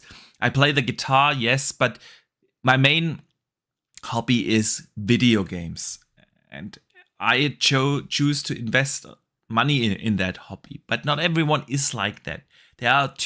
Most gamers only buy one console, and if you're a PlayStation only owner, of course you have seen some cool games in there. Of course there were games in there, so good. That's good, but it does not generate the hype around a brand. And I think the only reason why PlayStation is outselling Xbox in such big steps at this point is simply because Xbox has not put up that fight yet. And that's the thing what Xbox needs to do now. They have to be willing to be able to pick up the fight. And really, Sony going first with this showcase. They have a good 2 weeks left till they have their show. I would do, if they have not already, I would do everything to like put in 5 big games, first party games with something. Yeah. Gameplay at least in engine, in game things. And then they have and then knock it out of the park with the releases next year. If they can pull that off, it's their chance. If they don't do that, they will lose this generation just like they did the last one. Honestly, then if we are 4 years into the gen and we're still talking about only having a handful of games released over the first 4 years, the story's over. Yeah. So it's not like Xbox is going bankrupt or anything, like people make it always doom and gloom, but then Sony will stay in this market leader position. That's what I mean when I say it's over. And we want Xbox to be a bigger competitor for them. It's good for the industry. Man. How do you completely agree? Completely agree. We wanted to wrap the show up, right? So, man, exciting times. Again, or do you have anything to add before we wrap the show? Yeah, on a positive note, guys. Okay. It surely cannot get worse than what we saw yesterday. So every showcase going forward should be more exciting. I do agree. I'm actually relatively looking forward to the fact that Jeff Keighley's Summer Game Fest is a showcase as opposed to a week-long, month-long tradition now. So he's doing a one singular showcase for himself.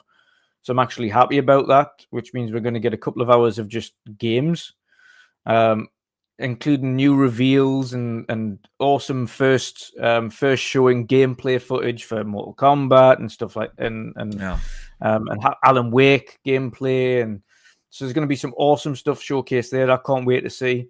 But thankfully, I'm going into that knowing it's a third-party showcase, so we're going to see a whole bunch of third-party stuff, a sprinkling of first parties from different studios. But mainly, we know that's something for everybody on that showcase. So we can kind of relax a little bit more and have expectations in a whole different place. So we're going to enjoy that a bit more. Then we've got the Xbox showcase. It's going to take something really bad for them to do worse than Sony. Yeah. And I mean really bad. I don't think they can. Even if they tried their worst, the games that they have outstanding that they could show off, that are definitely in a position to show off, should be there. And we know that Phil himself has said, a couple on your list to Paris, and he read out a list that we'd spoken about. Said, a few of those are going to be there.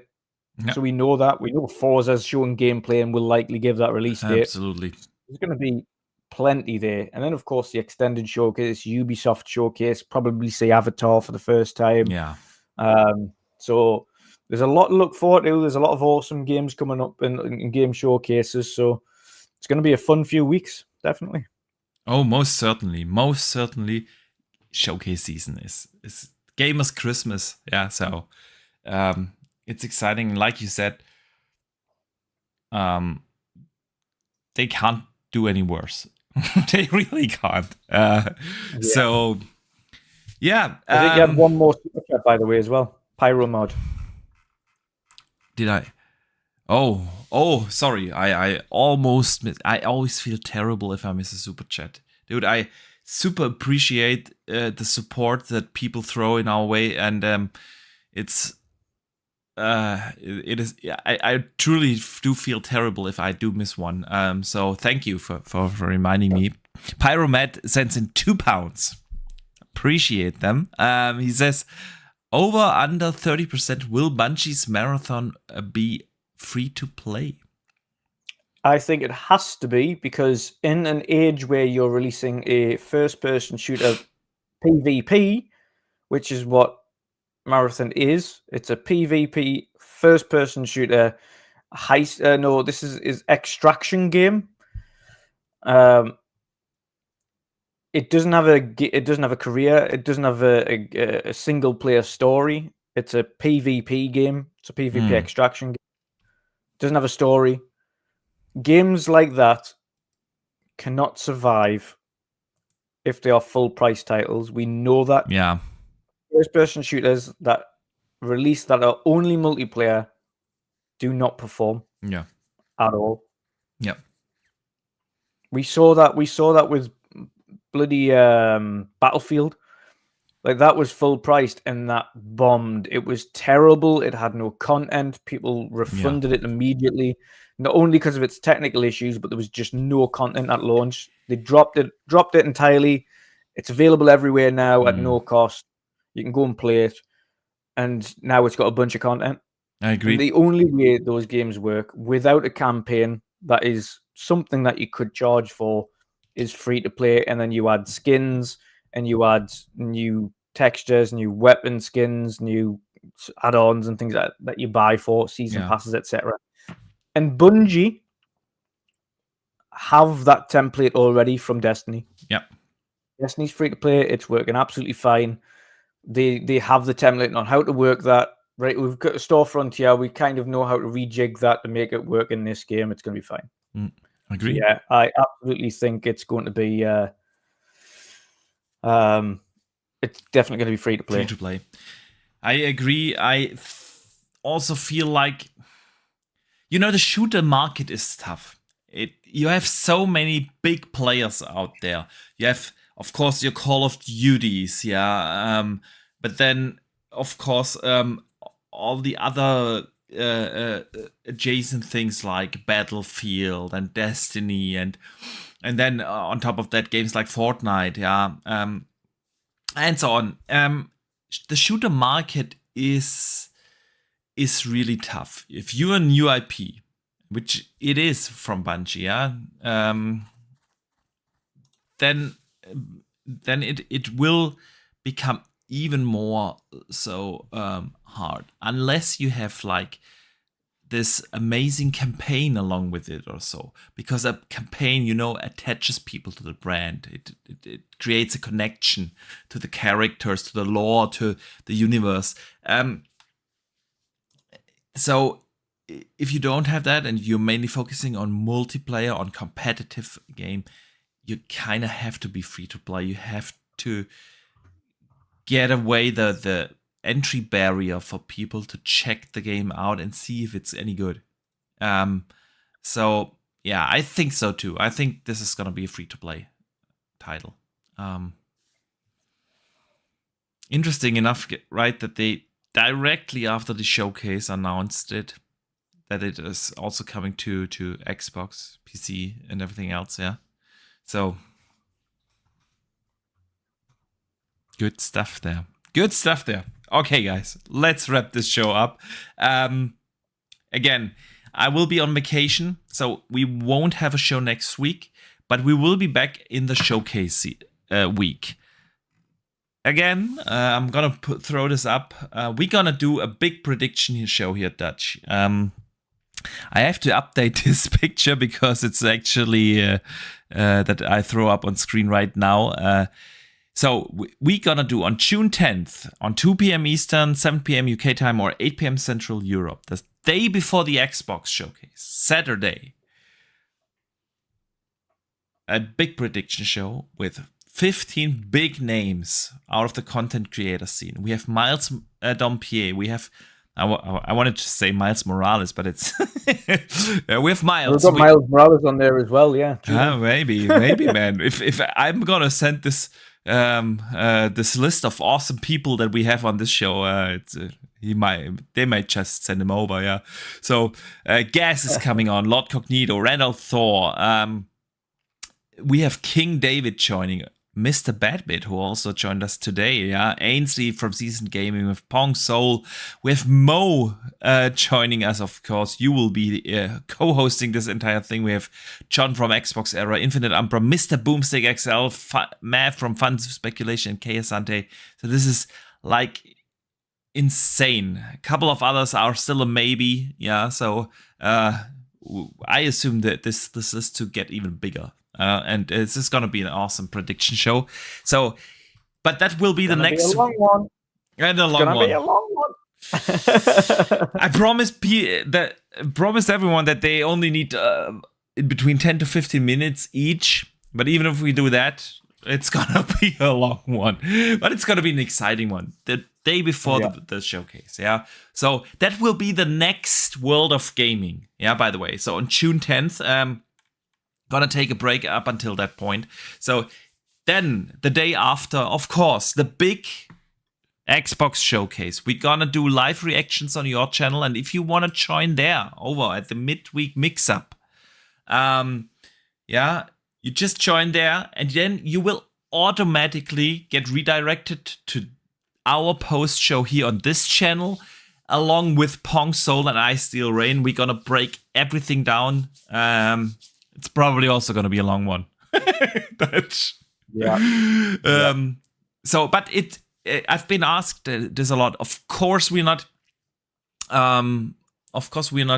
gonna start directly after the Xbox showcase, but after the Starfield Direct. Yeah, of course.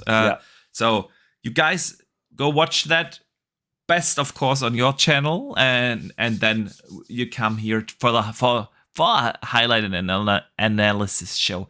And we're gonna do the exact same thing with the Ubisoft Forward the day after. That we will have guests there as well for the analysis show, but they are still in flux. So, and then we have the highlight and analysis show, and of course the live reaction on the extended showcase over on your show on June 30th. On June 13th. Live reaction on your channel and post show directly after the extended showcase. Right here, along with Luke Steele and, of course, Kay Asante. So this is going to be awesome. 4 days in a row, World of Gaming. But for now, we're going to take a break here for, obviously, vacation time. And I'm honestly looking forward to just take a break. It's been a rough couple of months at work for me, so gonna need to recharge a little. So Dutch, in the meantime, you have more than enough content coming on your channel, so let everyone know what you've coming up. Yes, definitely. So I'm covering every showcase live. So of course next week back with the midweek mix-up. Of course without Boxy next week. I'll have a nice day off on Thursday. But outside of that, the week after gets busy, of course. So we will be covering Summer Game Fest. We'll be covering that live. So we'll be covering that showcase live. Then on Saturday, of course, with yourself, doing the prediction show. That week, actually, before Summer Game Fest, we'll be doing our final predictions prior to the showcase on Sunday. We'll then be covering the Xbox Game Showcase and Bethesda Direct live, then forwarding directly over to Boxy for the post-show discussions.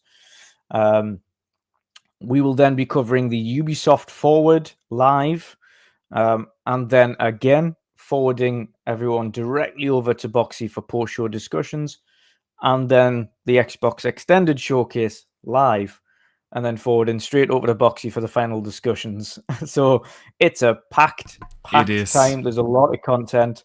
Redirects are already on, so everybody who tunes into our show will go automatically over to Boxy's channel for the post shows. So yes, you don't have to. You can just sit tight. As soon as that stream is finished, it'll redirect you over to Boxy's channel, and it should be on your starting soon screen by this point. Then I can do a mad dash into a separate screen.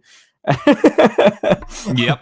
Yeah, and join them to co-host those shows as well. So lots of content for you guys. So even though we've got a kind of week gap from World of Gaming, or 2 weeks gap from World of Gaming, they will be filled with 4 days straight non-stop content. So it's going to be a good time. It's going to be a great time. And you know why? because we are lucky enough to share this with this amazing community. So definitely need to shout out you guys, all, not just for listening here today, lending us your ears and giving your opinions here in the chat. You guys are simply amazing. So big thank you. We had over 130 people watching us live here today, which is really, really good for a small show like ours. So we super appreciate that. We appreciate all the support you guys throw at us with the super chats, of course, and the channel memberships. Truly helps out a lot. So thank you guys for that.